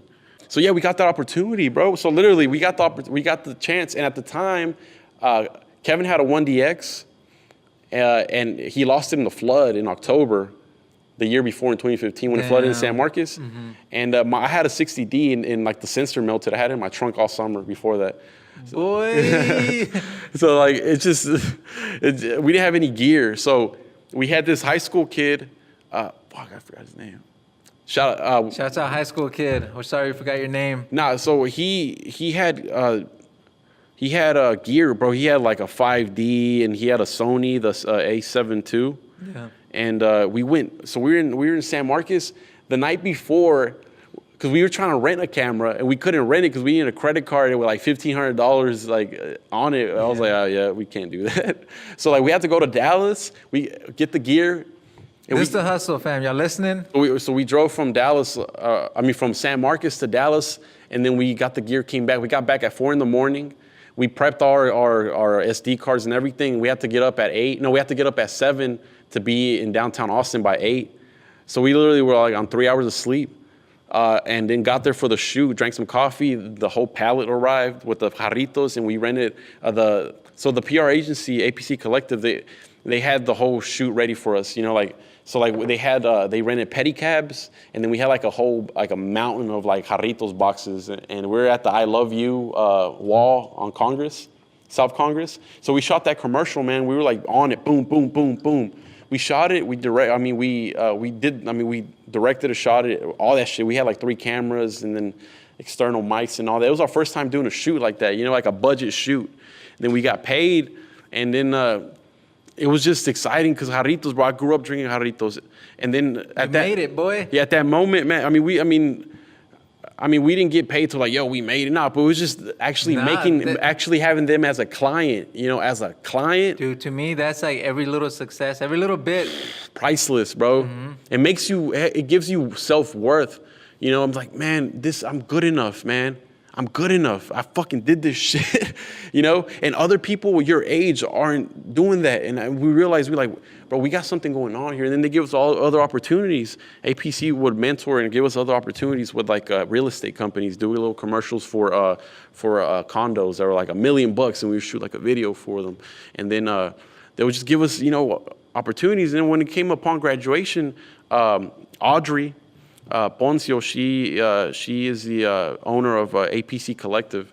She's been in the game for a minute, man. Just a boss. She has an article on Forbes and all that. Boss, man. Like, ooh, boss. That's what's up. Shout out. So when I was coming to graduation, I was like, hey, I'm applying places, and like I never realized that video could get you into the ad agency game. And that's money, bro. I was like, I could do this. I could be like a video content editor. Marketing, fam. That's where it's at. I could have a good salary, make a good living in Austin. So I hit her up and I was like, I know, because she told me, if you need a job, let me know. I got you. I was like, cool. So I needed a job. So I hit her up, and then we talked, and then she was like, she mentioned, are you sure you don't just want to do your own thing? Because at the moment we were running as Intel Productions. Like for 2 years, we had the name Intel Productions, and we had little website gigs and weddings. Just how me and Kevin would survive. That's how we'll pay rent and all that. Our bills, and FAFSA too. Shout out FAFSA. But then she mentioned, hey, you're good enough. There's no other Hispanic dudes like you doing this. You're good enough. You should do your own thing. And we all like, really? But I'm not gonna make any money. She was like, nah, fuck that. She really didn't say that, but in that context, she was like, nah, I'll help you start your company. I'll invest in you. I'll invest in you $12,000 for you to start your own company. So you do work for us, like digital content, and help us out with some projects, but we will help you get started. And that's what happened. It's literally like, it's hard to explain this to your parents because they expect, especially being first generation, they expect you go to college and you make it. You go to college, you graduate and you make it. No, especially in the creative field, you graduate and you just go into the world of uncertainty. Like that's where I'm at right now, because like they invested in us and we were doing good. But my friend Kevin had an accident in May, and where he's not able to. He got fucked up. That's he broke his vertebrae. And he's recovering right now. He's recovering. He's doing his thing, recovering. Damn. So that really, it's just, I was like, fuck, we were in it for 5 months. And for being like a new company in 5 months, bro, it was just, we were doing good. We were, especially too, two dudes like with their own, getting clients, meeting people. It's crazy how like we were like in corporate, like dealing with corporate America, just two young dudes. You're like, yo, what's up? This is why like I have to talk about some. It's like I can't get deep into some of this stuff. Like I go from clients that are just regular everyday people that need some sort of content made, whether that's some video production stuff To Dawn or photography, over here. to like, well, so yeah, to being like, wait, that person wants me or this company wants me to like, make some work for them, and I'm like, holy shit. And some of that stuff I can't even put like on my reel because sometimes it's like, oh, it's for this. I'm shooting on behalf of this agency who's working with this client, but it's all gonna be ran under the agency, and I'm like. I'm cool. Like, it's not like my personal project that I need to show everybody, but I'm like, oh, negotiating with you guys, as far as like money, it's a lot simpler than regular so-and-so who just wants to hire me. Like, and so when I sit in that room and they're talking about numbers and I'm just sitting there like, I'm a young brown boy from the hood. I like never seen that much We money. never got educated in numbers and like in pricing. That's why I struggle right now, bro. It's like, you as your own company, as your own, I guess, boss. Yeah. They don't teach you this shit in school. They don't teach you how to charge for your product. They don't teach you how much to charge them when you're working with this company or blah blah.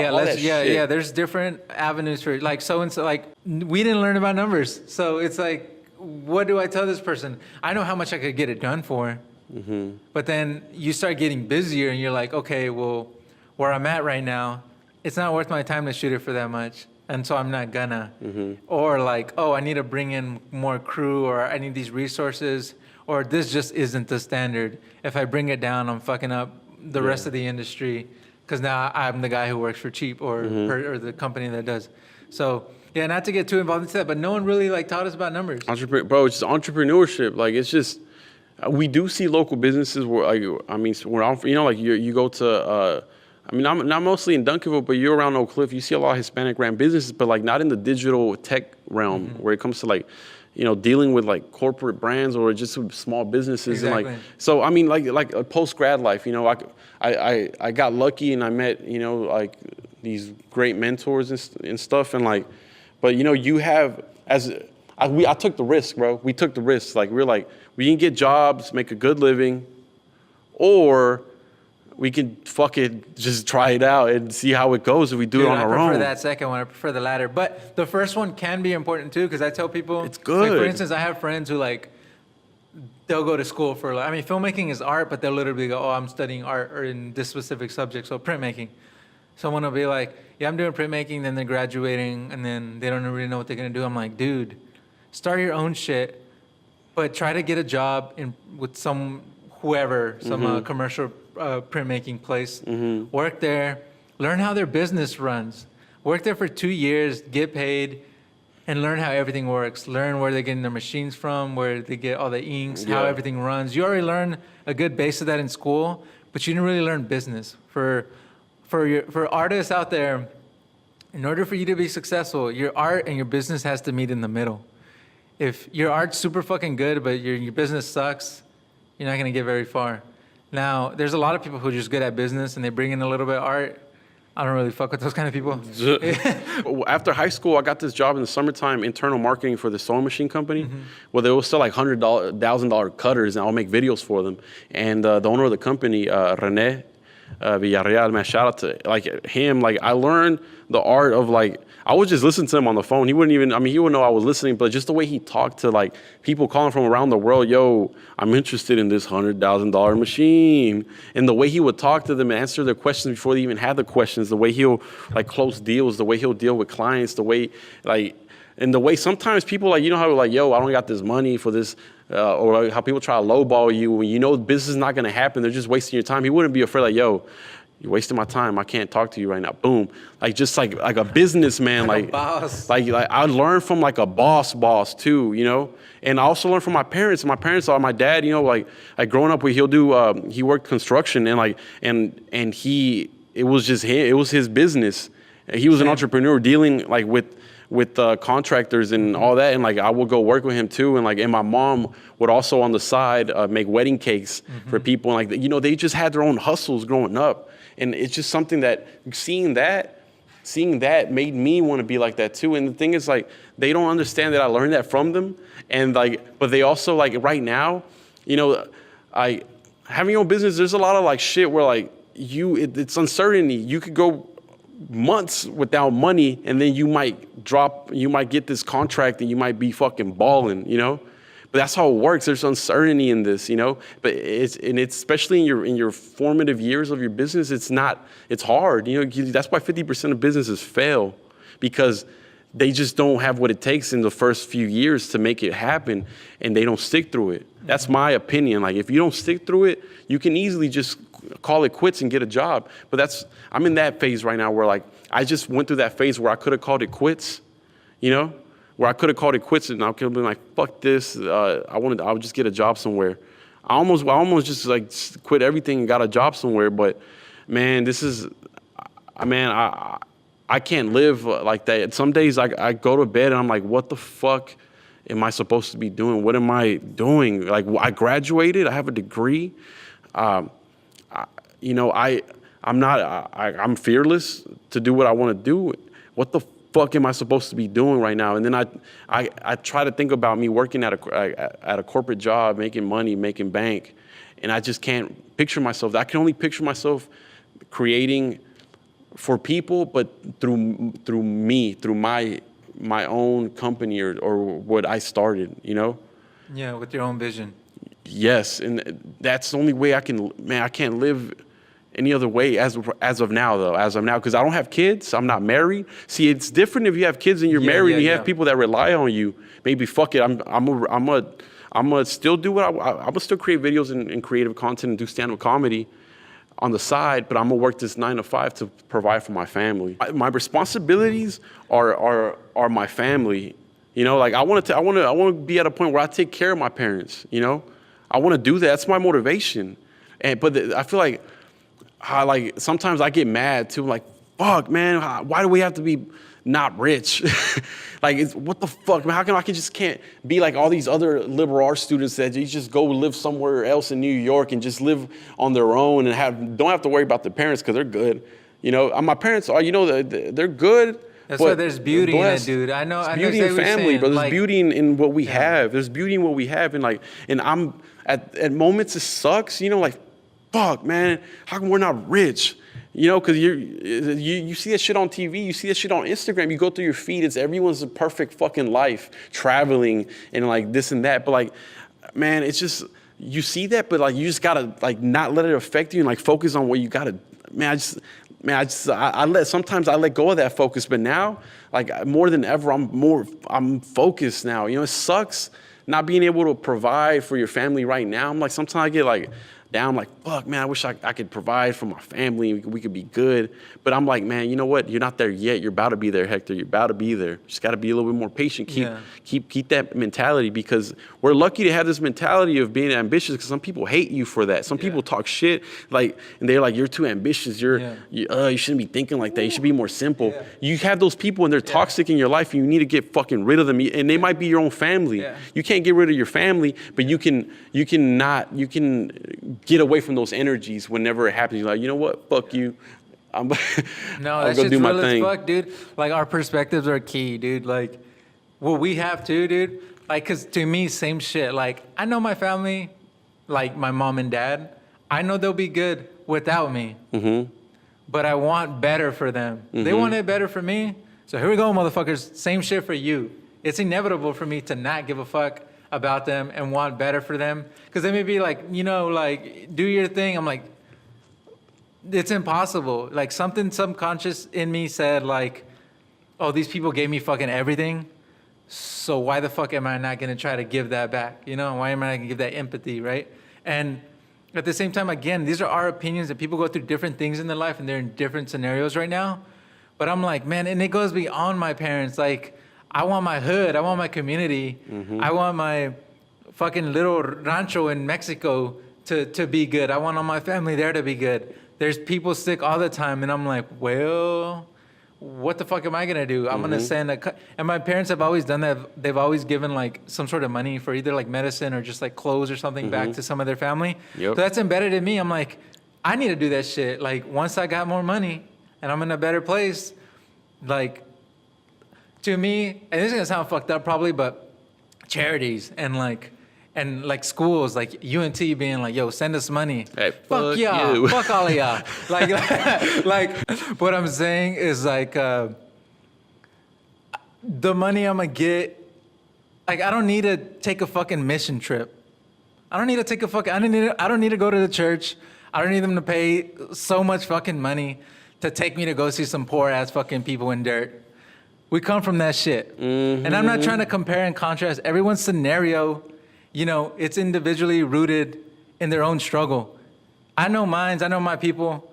So my money's gonna go straight to that kid. I'm gonna give him some food and some money. And really, it's beyond that. It's not just the food and money, it's the opportunity for them to build their own shit. So you can hand people a couple of dollars. I do that shit all the time. I see a homeless person, I got change, here you go. That's helping, you know, as long as it's coming from the good somewhere in you, it counts. But I rather build a better system to give opportunity to be like, hey, I'm not gonna give you X amount of money, but hey, I started this foundation or I built jobs, so now you could get in there and now build your own money, you know?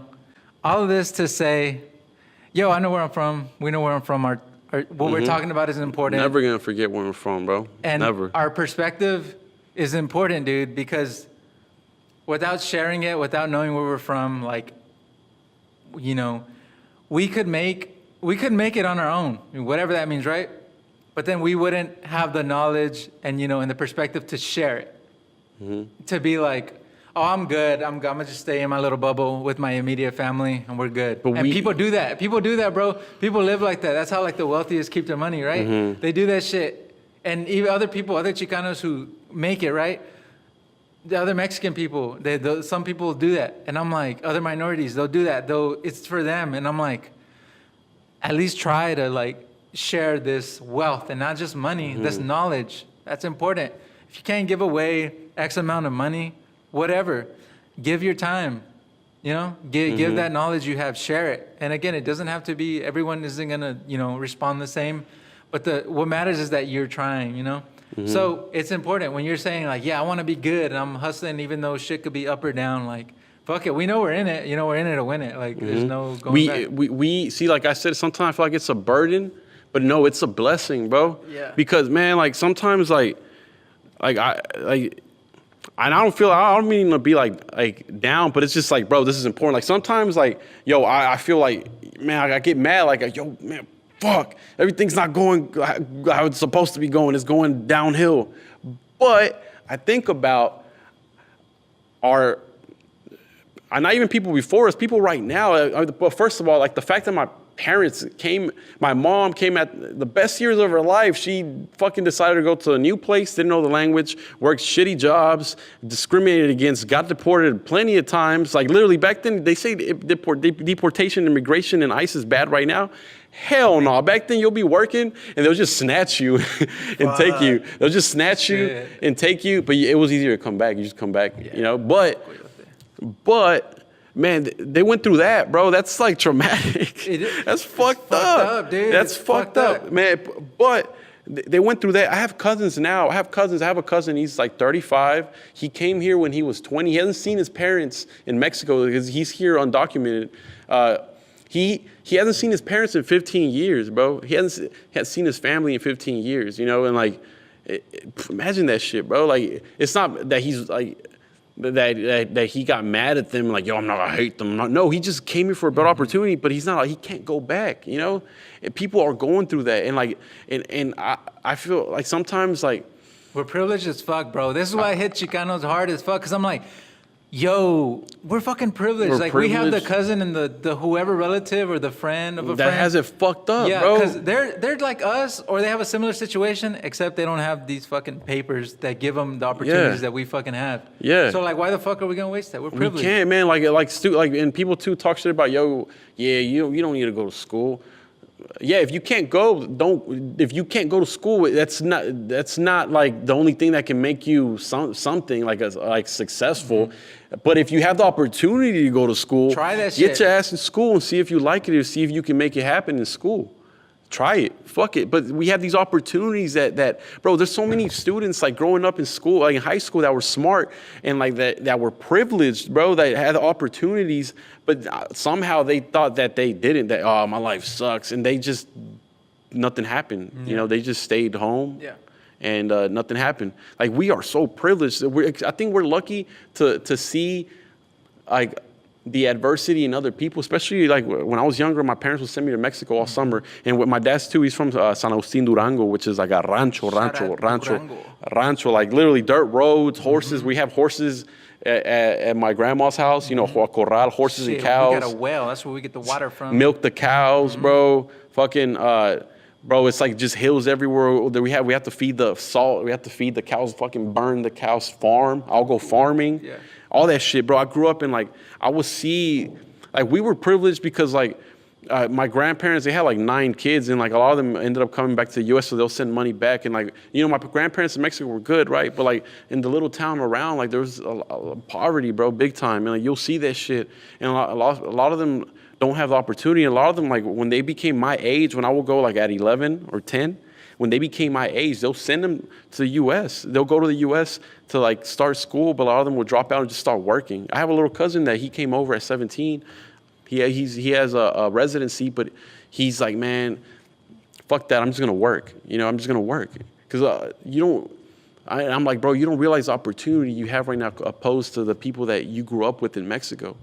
Man, you just don't know the opportunity you have right here. And the fact that I know the opportunity that I have, I'm privileged because some people don't know that they're blessed. They can't even envision that shit. And I'm like, holy fuck. And I know that I'm blessed, man. Yeah, especially, I could lose every single thing I have, like me personally, just me independently, and go sleep on a comfortable bed at my parents' house, and my parents will have me. They'll be fucking mad. They'll be like, oh, what the fuck are you doing? ¿Qué chingados haces aquí? But I'll go to sleep, I'll wake up in the morning and my mom will have breakfast. You could, like, if there's a lot of privileges that people don't see, and this is one of them, but for me, I'm like, yo, like, and a lot of my friends that, you know, they don't know what they're doing either in their life, and I'm like, just try shit. Like, yeah, like, just try shit, try to realize your privileges and try to, like, you know. And a lot of people think it's too late, too, bro. It's too late till you're fucking dead, bro. Like, bro, I have a lot of friends in our 20s, like, that a lot of people lose hope in their 20s. Like, bro, it's our best years. It's YouTube. You can learn some shit. Yeah. You know, like YouTube, Google all the way. I want to transition. What are you doing nowadays? What's new for you? I'm doing, you know, my life consists of, it consists of stand-up comedy. Yeah, I want to hear about that, dude. Comedy. How new is that for you? When did you start that? Aside from Tenoch Labs, which is my business with Kevin. Hey, shout out. We try to put Tenoch in the name for Tenochtitlan. Yeah. Anyways, but I do stand-up comedy. Yeah, man, I've been doing it for, the first time I got on stage was in 2014 at Hyenas. It went horrible. There was no one in the audience. I was the last one to go up on the open mic, and I didn't do it again until like the following year. The following summer, 2015, when I was in San Marcos, I made like a comedy group there.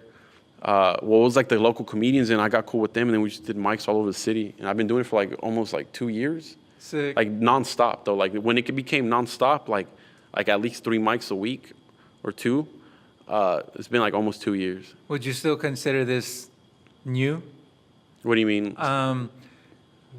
Obviously, it's a journey. Every single thing you do is a journey. Yeah. But would you still be like, yo, every time I'm learning something, this is new, like, or how do you feel about that? Like every time you get on stage or every time. Man, explain to me that, dude. I'm not a stand-up comedian. I love stand-up comedy, but I don't know. At first, I was like, since I was little, I mean, I've been a stand-up comedy nerd. You know, studying the game. Well, not really, like, you know, just a nerd. I listening to interviews and stuff like for other comedians and like podcasts and all that shit. But no, it's new.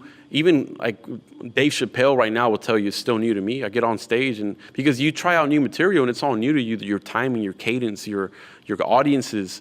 But right at this stage, it's all new to me, man. It's all new to me. Like I've been lucky enough to perform in front of like 600 people, in front of one person, in front of nobody. And every time I learn, every fucking time I learn, it's because that's how you have to do it. If you want to become if you want to become good at this, if you love this shit, if you want this to be a part of your life, you have to throw away your ego that you're better than anybody else, and you have to learn every time, bro. Every time you learn. The very first fucking time, I want to know what that was like. Man, so I called up the place, like a noob, like a fucking noob. I do this thing. No. Do y'all have microphones? Nah, bro, it was more awkward than that, bro. It was more awkward than that. I tell jokes. I'm not a clown.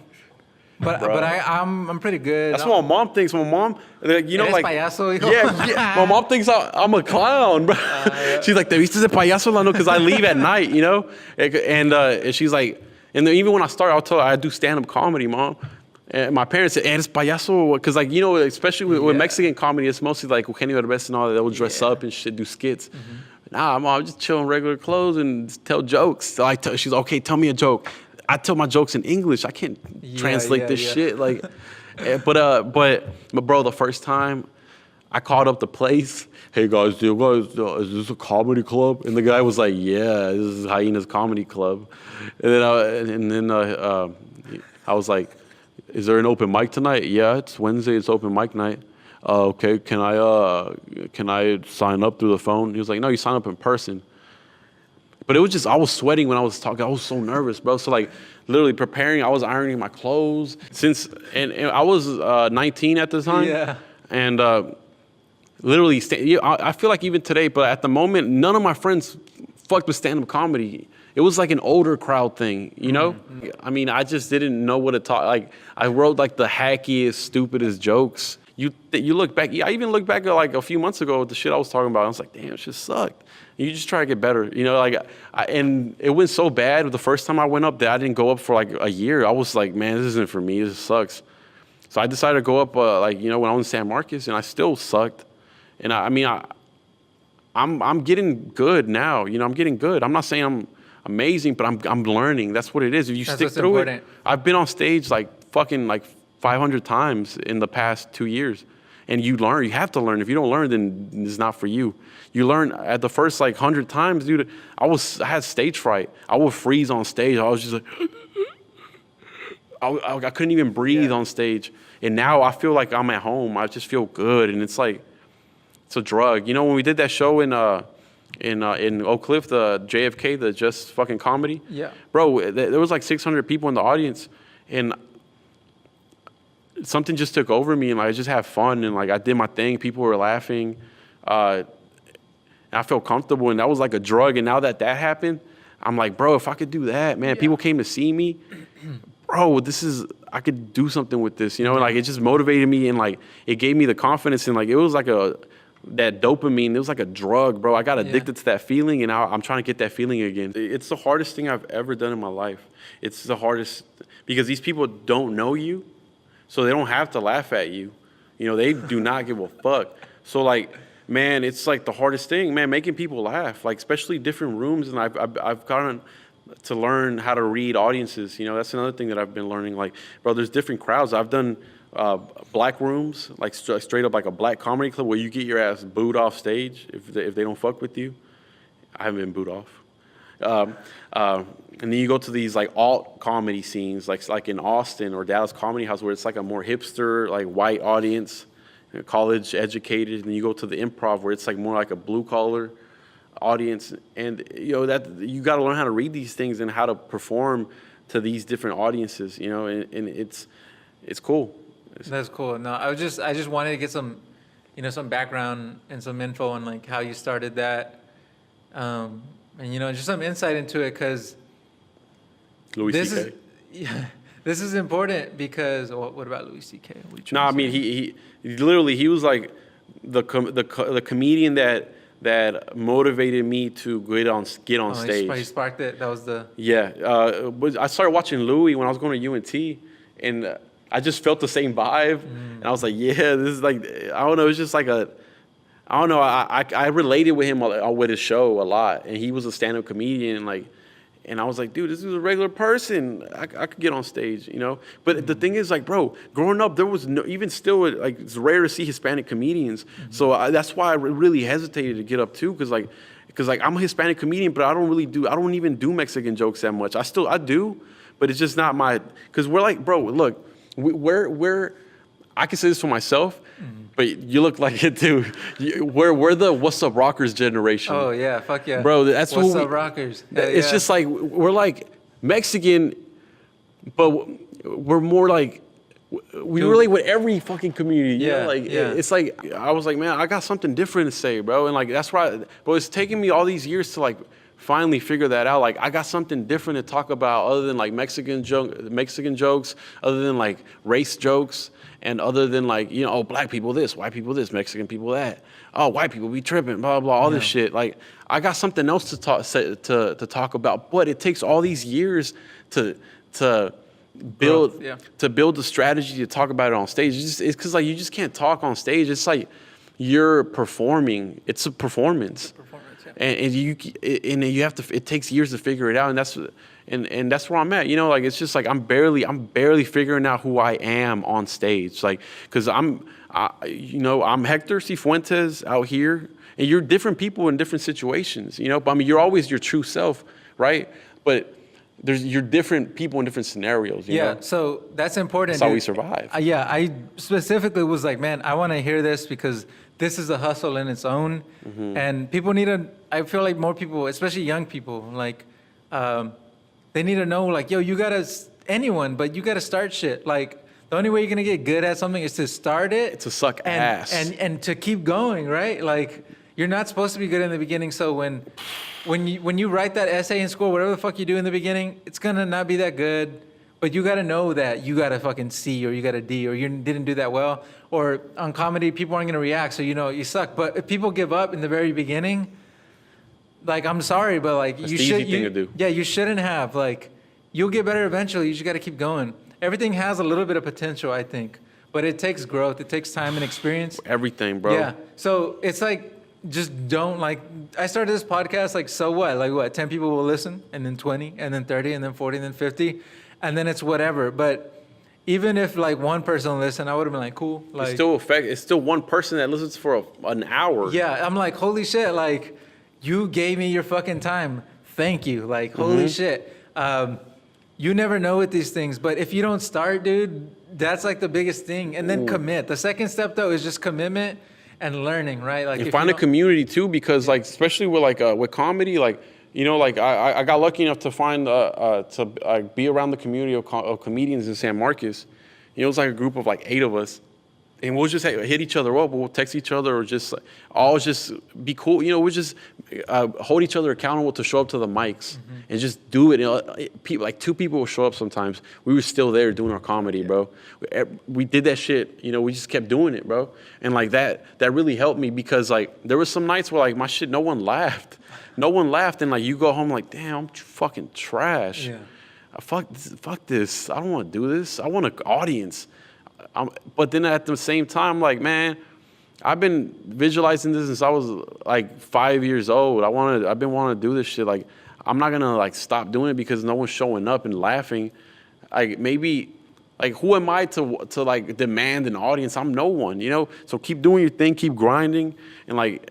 Because there's nights that, bro, you bomb. And I listen to a lot of, like, comedy, like the Joe Rogan podcast or, like, Brilliant Idiots. Like, a lot of podcasts that have comedians on there, you know? And they all, like, successful comedians, they all say the same thing. Like, the same thing that I'm going through right now. They're like, when I started, the first 5 years, man, bro, there's, like, 2 people at the shows. The thing they all have in common, and this goes beyond, like, these fucking borders of just, like, or, like, comedy, filmmakers, you know, whoever. You start at the bottom, bro. And they didn't give up. Like, again, like 20 years. You know, I don't know. They just didn't give up. They just learned. With the moment someone gives up, I'm like, you're just going to throw all that time away? Like, bro, Kevin Hart didn't even start popping until he was like 28 or something. Yeah. And like, bro, Kevin Hart was like broke. Like he was like down. Like he had like he was at the bottom, like at the bottom. Bro, Felipe Esparza, bro. Bro, Felipe is like one of my favorite stories. Bro, he was selling crack and like he was just like all out like a junkie, you know? Felipe Esparza, he was all talking about. He had this bit where he was pretty much just like, I was so poor, I had to wear the same clothes every day for a week. He's like, I had to wear the same shit every day So I had to play it cool. So one day I throw the jacket over my shoulder and show up like, what's up, guys? And then he goes, so I had to tie the jacket around my waist and be like, so what's up, guys? And then I had to zip it all the way up here and be like, so what's up, guys? And then he goes, man, one time I was just I folded it over my hand like a fucking waiter or like a fucking cholito or something. Like, what's up, fool? And then he was just like, you know what? Now to think about it, I think I started the uniform at school and shit. I was like, oh, fuck. Like, so that, like, I love, like you're talking about right now, like, you're trying to find something new, a little bit of everything, not just, oh, let me be a Chicano comedian. Like, no, let me be me and take that however you want. That's who we are. Yeah, that's who we are. That's what our generation is. We're not just supposed to be like a fool or like they're not. Yeah. That's what we are, bro. This podcast, that's why I'm like, it's gonna be me. Yeah, like I could have easily been like, I say I'm Chicano, I say all this other shit, but it didn't mean like I'm gonna, brand myself as the Chicano podcast guy or the Chicano filmmaker. I'm like, I happen to be Chicano and I rap my shit as hard as anyone else. We're Americans. But I'm fucking American and I'm gonna fucking represent for my people. And I'm gonna give you a little bit of everything. Everything doesn't just have to be fucking about brown dude, but I'm gonna make sure you fucking know so you don't forget it. And I love comedy because a lot of my favorite comedians, a lot of the best ones, like Felipe, they'll take the struggle. They'll be like, that bit about being poor as fuck and having to wear the same shit, he comes from reality, right? He's like, no, I was really fucking poor. Like, and it's like, oh shit. So there's a lot of truth in it. And he just took like a real life experience and said, I'm gonna make people laugh. Like it probably sucked actually doing that at the time, but I love that shit. There's just stories of struggles, stories of, persevering. And so for comedy specifically, I'm like, when someone can take like something that may be sad or tragic, it's like, and then they make it funny, I'm like, to me, that's beautiful. Some people, they're like, oh, I could get offended or I could feel this way. I'm like, there's a certain level. You have to let go of that when it comes to comedy, bro. And you have to understand satire and you have to understand. And we're in a time right now where it's dangerous to be a comedian because we have a lot of backlash for a lot of these jokes that are coming out. And because of like a lot of people want to be politically correct, but this is the beauty of stand-up comedy. It's a space that you can walk into where you fuck all that, bro. It's a space where you walk into where anything can be talked about, but in satire. That's what's beautiful about it, and that's why I love it, because adversity, all these fucked up things that happen to people, that happen to you or other people, you can make it funny. You can make it funny for 10 seconds. And see, this is the best way I put it. Like, I do agree. This is the best way I put it. Like, anytime I talk about something that I know, and you'll know, if you hear me talk about some shit that is like low-key kind of fucked up or sad or tragic, I'll start to kind of laugh about it. Because that's my defense mechanism to be like, and maybe it has something to do with being male, masculinity, hiding, crying. Like, I'm not afraid to cry. But more times than not, if I should be crying, I'm probably not. But like I watched Coco. Did you watch Coco? I fucking cried. I cried the whole fucking film, bro. I fucking cried. But every instance doesn't mean like, oh, I'm gonna cry. So when I talk about something, and I feel like some type of way, I'll start trying to like kind of make a joke about it because that's my defense mechanism. So comedians, I feel like a lot of comedians, I feel like do that on a grander level. Like, let me tell you a whole fucking story, and make you laugh. When really, if I changed my tone and I was like seriously in another, depressing. Yeah, it would have been depressing, and you would have been like, you need help, or like, I'm sorry, you poor little soul. Yeah, like I got a bit about my rapist roommate. Yeah, got a bit about that. I got a bit about. Like that shit is like rape is not okay, guys. Like that shit is not okay. I got a bit about you remember our freshman year when a dude cracked his head open at a frat party? You remember that when they like suspended? Yeah. Well, that happened in my fraternity. Oh, shit. And I made a joke about that. And like, about shitty things that happen. You can make light out of it. You can. And like sometimes you might get backlash, bro. Yeah. Sometimes it happens. Yeah. Well, the thing is too, I feel like inevitable, like I think it's inevitable I think political correctness, it's here to stay. I don't know your opinion, but here's my opinion. I feel like it's here to stay.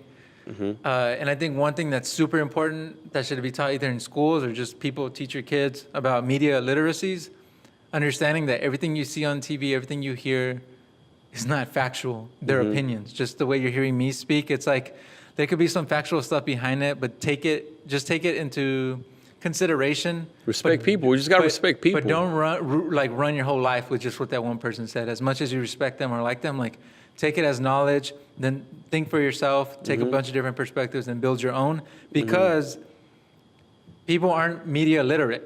Some people, especially younger kids, they'll watch TV, they'll watch a movie, and us like seeing like, oh shit, like college, like parties and movies, like, you know, young teenage boys be like, oh shit, I'm gonna go to college, I'm gonna party hard. In their heads, it's only to hook up with girls and party, and they dismiss a lot of other shit. And, you know, so they're building this fake, you know, this facade of like what reality might be.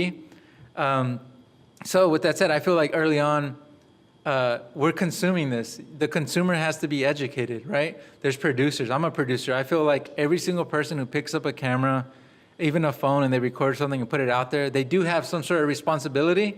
That is true. So political correctness can infiltrate that and be like, well, you had a responsibility, but you fucked up. Now we're going to out you. And that's scary for a comedian, for someone trying to tell these jokes and stuff. But I agree with that to an extent as well. But people just need to be educated. Like, okay, he said that fucked up thing. Sure, maybe fuck him depending on what he said. But like, you do understand that people should know, oh, this is comedy, or it was a satire. Like, he didn't mean it that way, because intent does play a role.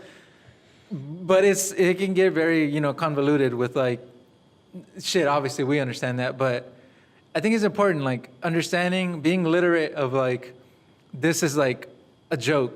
You know, obviously things can, like, you know, words can hurt. You know, I've experienced that.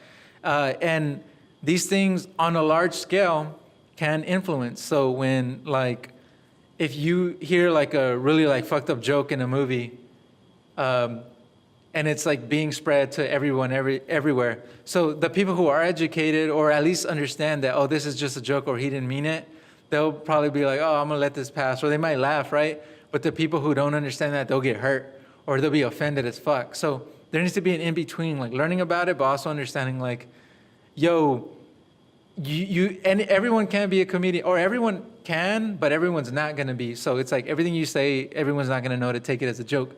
So I'm trying to make a good example of basically someone saying something because they think it'll be funny, but it's like, yo, you're not good though. Like, you're not that witty.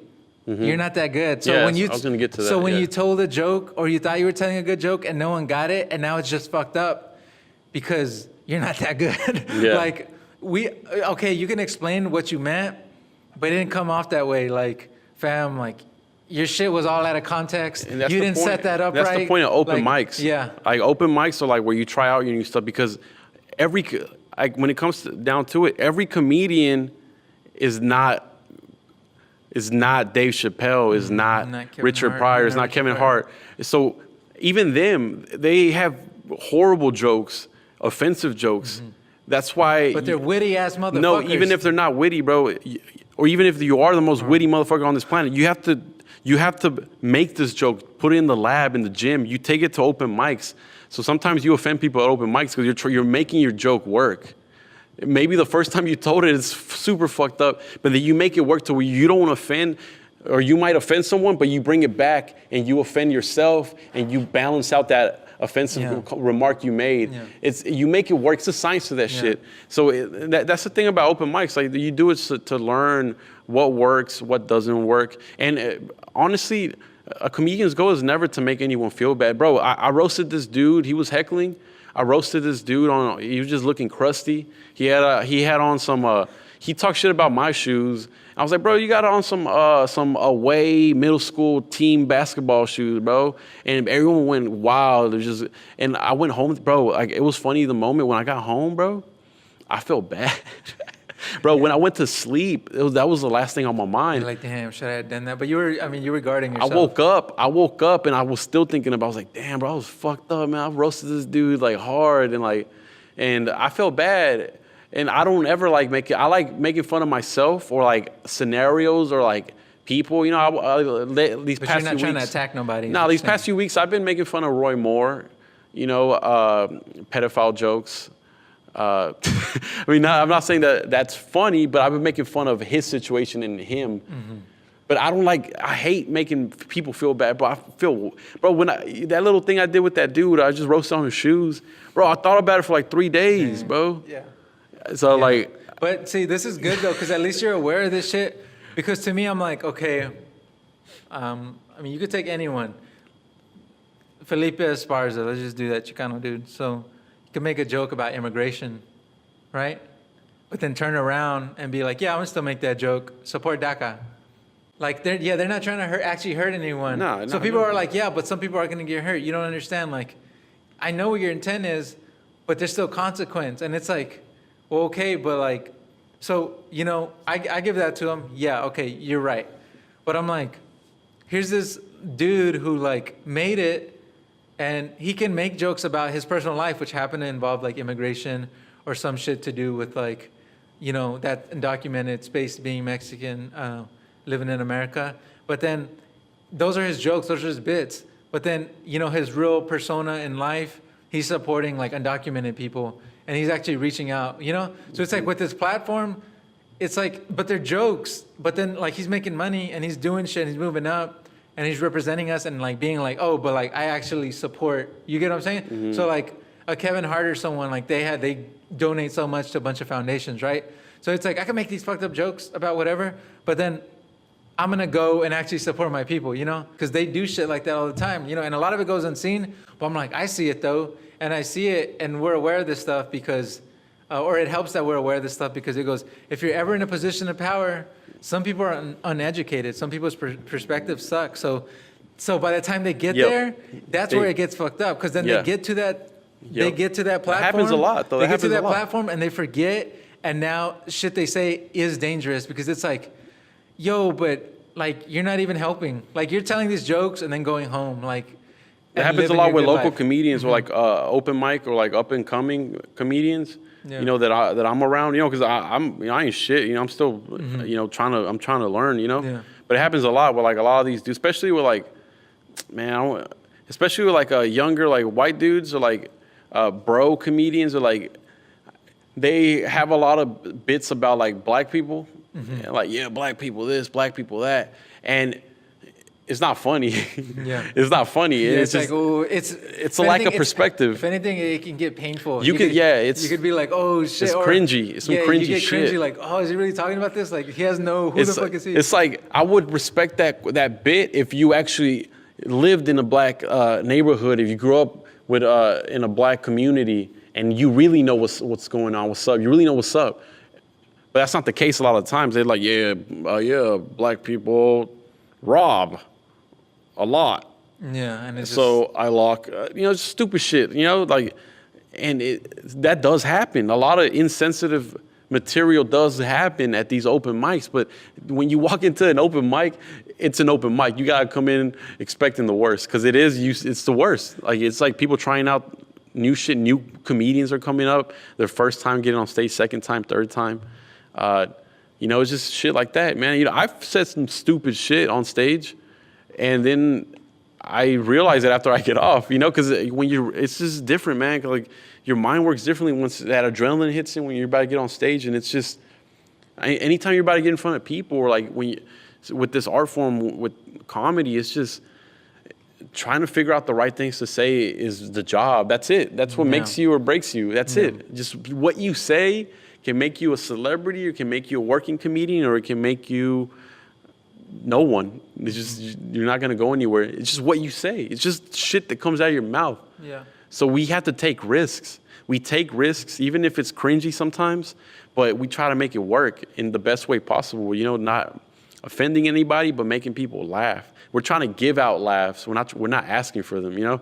It's hard. This shit's hard. It's the hardest thing I've ever done in my fucking life. I love and respect comedians and comedy in general. Like, I love laughing. Who doesn't, right? So to me, anytime I watch a comedian, I root for almost every comedian, honestly, because I'm like, I want you to make me laugh. I want more laughter in my life, and I want to be able to share this with other people and be like, yo, watch this, listen to this, like, this is funny, right? Or because I know I don't know if you know anyone like this. I don't want to call them out, but I know some people who don't like comedians at all, like comedy. Or maybe they haven't found the right comedian, but that sounds fucked up. They get offended, or they get offended easily. I know a lot of people like that. So, but it's like, I'm like, holy, how? Like, I mean, I just wish they wouldn't, because I'm like, there's a lot of good like gems in there, what I they mean- say, and a lot of like, actually heartfelt shit a lot of times.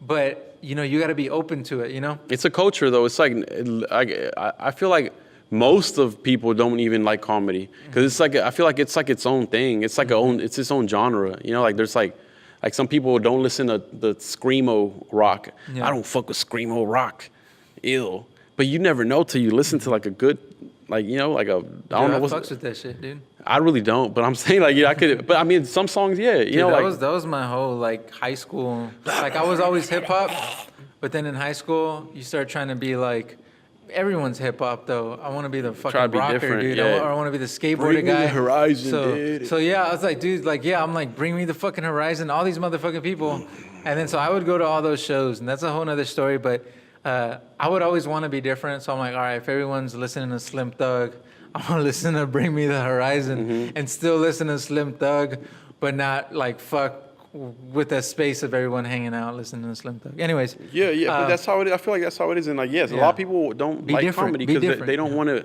It's like music. There's someone that's for you. There's different genres. That's why a lot of like immigrant Hispanics are coming up. Like not immigrant, but like family, like first generation, second generation, like son of immigrants, like Aziz Ansari. Oh, dude, Aziz is so good. Fucking Forgot Hassan Aziz's name. Minaj. Hassan, yeah. All these like as far as a lot of Hispanic Latino comedians are popping up because back we wouldn't see that. It was just George Lopez and he was like doing the whole like just like staying in his lane of comedy. Like why you crying, shit like that. Yeah. But more of like alt comedy. Where it's like more like punchlines and like witty shit, like Louis C.K. Yeah. But there's Hispanic comedians like Felipe Esparza coming up with stuff like that. I can't even think of other Hispanic comedians, bro. It's hard. It's hard. There's a few. There's not a lot. But that aren't old heads. Like even Esparza's, he's up and I mean he's fairly still an new. old head, He's been around, but he's like, Yeah. but like He's younger 45, guys, 41. Yeah. I don't know, man. Yeah, but that's why it's important. Like, and this is what I tell everyone who's Chicano, minorities in general. I mean, shit, I have so many white friends. I don't know if y'all really fuck with this or listen to it. Some of y'all do, but we're just trying to give you our perspectives of things, obviously. So, so it's not to say I don't support you guys. I support all you motherfuckers. support Anyone everybody. who's ever came into contact with German Torres, you've got friendship in me. You've got some sort of. Like I got your back, and yeah, you got a fucking friend in me. I got your back in some form or another. Trust me. But anytime I see a minority, a Chicano, a friend, someone I meet, whoever, and they're doing something and they're unsure about it, I'm like, no, stick with this shit and do it. Analyze it. Who's all doing that? Oh, it's a white space? Kill it then. Put your own fucking taste on it, and it doesn't necessarily mean, oh, I'm fucking Chicano, oh, I'm Latino, I'm gonna put a flavor on my podcast. Like, nah. I'm gonna be me. My name is German Torres. My name is. So don't or for me personally, like you can do that. Like, so I analyze Chicanos on podcasts and I go, they're all very like, and I celebrate my being Chicano. I rep that shit hard, but I'm like, I think maybe there's enough of that. Let me be different. Let me happen to have a podcast and be Chicano. There's never enough of it, but like you should. It's cool being different, bro. It's cool doing your own thing. But so all their stuff is branded as being Latino, like we are Mexican, Me Too Chicano. type thing. Yeah, and all like that, and I love all that shit, right? Yeah, they're all right. I fucks with all that shit. Yeah. But it's like, let me just be me, and then understand that I'm repping who I am and where I'm from. So when I see like you like Chicano and you're like doing stand-up comedy, I'm like, do that shit, fuck yeah. And all your jokes don't have to be the same Mexican American, like, oh, you know what it's like being Mexican American. You could have those. You do whatever the fuck you want, but just be yourself, right? Like, like I could just tell an everyday joke, and I just happen to be Chicano, right? I just happen to be whoever the fuck I am. So everyone who does something, I'm like, hey, experiment though. Like, fuck it, go for it. Go for the stereotypical things, the cliche things, because that's important. Those work. You gotta get over that hurdle sometimes. But you may do them and feel like you're selling out. Like, I knew I could do those. No. See. Bro, that's the word, like that selling out thing, bro. That's what That's what we have this conversation all the time, especially with a lot of black comedians too. Like we have this conversation all the time. Say, oh, you're just telling black jokes and white people this jokes, or you're just telling Mexican jokes and like, oh, you're just becoming a part of like the industry, selling out. No, that's what we see. Yeah. That I'm Mexican and I live a life of a Mexican, and it's what I see. So that's what I'm gonna talk about. I can't talk about regular perspectives, the airport, all the other shit. I could see those things too, but I could talk about Mexican jokes because I'm Mexican and it's what I see. And like, I feel like, I mean, it's mostly like the white comedy scene says that, yo, you're just becoming too Mexican jokes, too many Mexican jokes, too many black jokes. No, it's what we see. It's what we talk about. I mean, it's just perspective. They don't understand it, right? But at the same time, though, it's so cool, like being in a diverse comedy scene. I've only done comedy for a Hispanic audience once, bro. Mostly Hispanic, which was in Oak Cliff at the Texas Theater. That was the first time. But what I love about being around a bunch of white comics, black comics, it's that you could see different perspectives. There's different jokes. There's jokes. Yeah, I took my Vyvanse today, and they go on for 5 minutes about Vyvanse. Which I don't fucking know much about it, but I'm like in their world right now. So I love being around like diverse comics. There's a lot of Southwest, Southeast. No, a lot of like Indian comics coming up too in Dallas. That's sick as fuck. And it's so fucking cool hearing them, like hearing the sets, and like, you hop in their world. Yeah, like Hazan and what's his name, Aziz. Those dudes. Like, even listening to those guys, I'm like, that's sick. Because I'm like, okay, since white people will watch like maybe like a Felipe Esparza and get some of this stuff, but then be like, oh, he said something in Spanish, or he's talking about some shit I don't know anything about. I'm like, that's probably how they feel when I listen to like Aziz or something. And Aziz does a pretty good job of like, hey, let me bring y'all in. But here and there, there'll be like a bit or a joke that's like, yeah, I'm not going to get that, and that's okay. Yeah. Like that's him being like, this is specifically for this people. But for the most part, they're like, anyone's going to laugh. But he's doing it for his people too, though. His people get it. And that's why they're so big. And Sam Minaj is big. There's, I forgot this Indian comic where he does like half his special in India and half of it in the United States. It's on Netflix. That's tight. And then some bits are in Hindu. I don't know what language. But some bits are in Hindu. Some punchlines are in Hindu, and like, but he sells out fucking stadiums. That's sick. But I don't get all the jokes because they're not for me. That's cool. He found his own niche. So and the thing is with our craft, and I know for me, in the videos that I want to start creating and like just keep doing everything creative, like videos, comedy, any creative platform. I know there's people like me out there now, especially with the internet. Like, there's people like us, bro. Yeah. We used to not think like that. Cause you watch Disney Channel, there was no fucking brown. No, there was like little tan kids, but there wasn't no like. There wasn't. We have people like us now that look for content created by us, by people like. If we create content, there's someone out there that's gonna fuck with it, bro. No. So I'm not afraid. I'm like, fuck, I'm gonna put this shit out. You can't be afraid to put it. Just put it out, bro. No. Fuck it. Because like 5 years are gonna pass. Because time flies by, especially after college is over. When high school was over, started flying. It's gonna fly by. You're gonna look back and be like, man, I should have done this. If this other dude did it, he's fucking popping right now. Yeah. People miss it. When they quit, they're gonna look back 5 years later and be like, "Oh, so and so is." So for me, dude, I remember I used to make all those YouTube videos when I started college. No YouTube videos, nothing.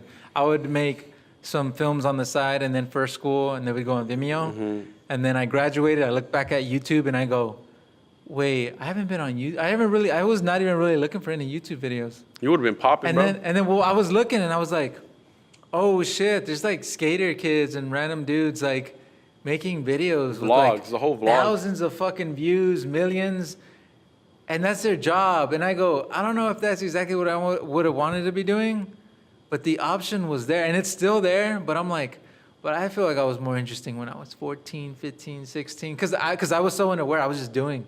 Now I'm aware, so that's some sort of, it gives me some sort of leverage. But back then, being a kid, being young, whatever, sometimes it is a little bit more freeing. You just fuck shit up. Because you're not conscious about it. So I'm like, damn, like, so much should have told me, like, this YouTube thing, like, keep doing it. Fuck, keep going to school. But if you drop out, whatever happens, like, keep doing this YouTube thing. Because right now you have 200 views and, like, 60 subscribers.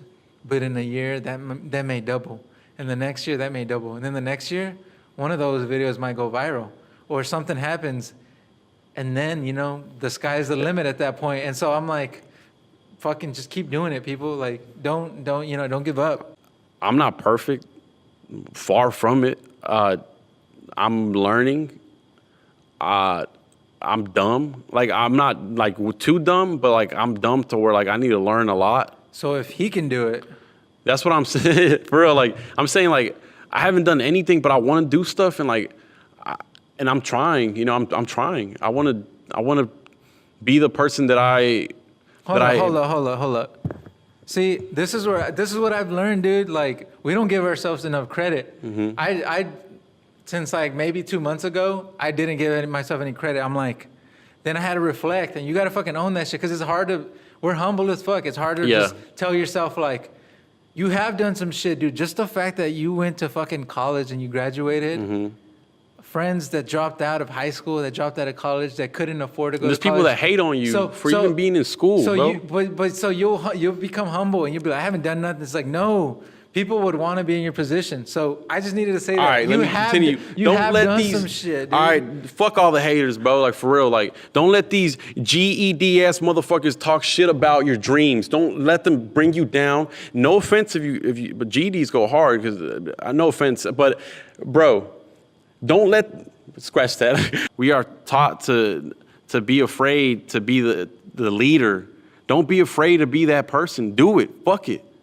It might not. Being the leader and the man or the woman, the boss, doesn't always mean you're that rich and like person with a 12-pack. That's not what it means. That's not what it means. Just do it. Don't be afraid to do what you got to do to be who you want to be. Ooh, don't be afraid to do what you gotta do to be who you want to be. We're amigos. We're the real amigos. For real. That's it, man. I think that's it. Don't be afraid to do what you gotta do to be who you want to be. Fuck it. All right. And I'm not there yet, but I'm not afraid to keep pushing to try to be something. This has just been an example of someone who continually keeps pushing. Yeah, man. And, hopefully we can set that example for some young Chicanos or some young anybody who has any sort of relation to school, to comedy, to, being from minority communities, for anything of any relation, to not feeling like you fit in somewhere. All of you guys, there's something out there for you. You got any last words? Let's hear them. If not, I'm going to close it out. What's up? What you got? Nah, man. Thanks for having me out, bro. Cool background. Follow me on Instagram. You want to spell that? Some people Sifuentesx. All right, cool. Thanks for sticking around. I just wanted to say, too, this is first guest, Hector. So, follow his ass if you want or not. I'm at German Torres TX. You probably know where to find me already. If not, description or whatever. I'm looking forward to more of these. And yeah, man, you got a good thing going on, bro. Yeah. You got a good thing going on, man. Thanks for being here. A lot of other people reached out. I started to become a guest form on my website. So you could go on there and, pretty much pitch like why you want to be on my podcast, why. And I ain't no big timer, so I'm probably going to be like, yes. Or like yes, but not right now, like in a week or two, or we'll schedule it. But I mean, I'm excited. Like, I want to hear more people's stories. And this isn't limited to just people exactly like me. But I think it's important to share some of my truths and people related to me just to get more perspectives on it. All right, G Podcast out. Peace out, people.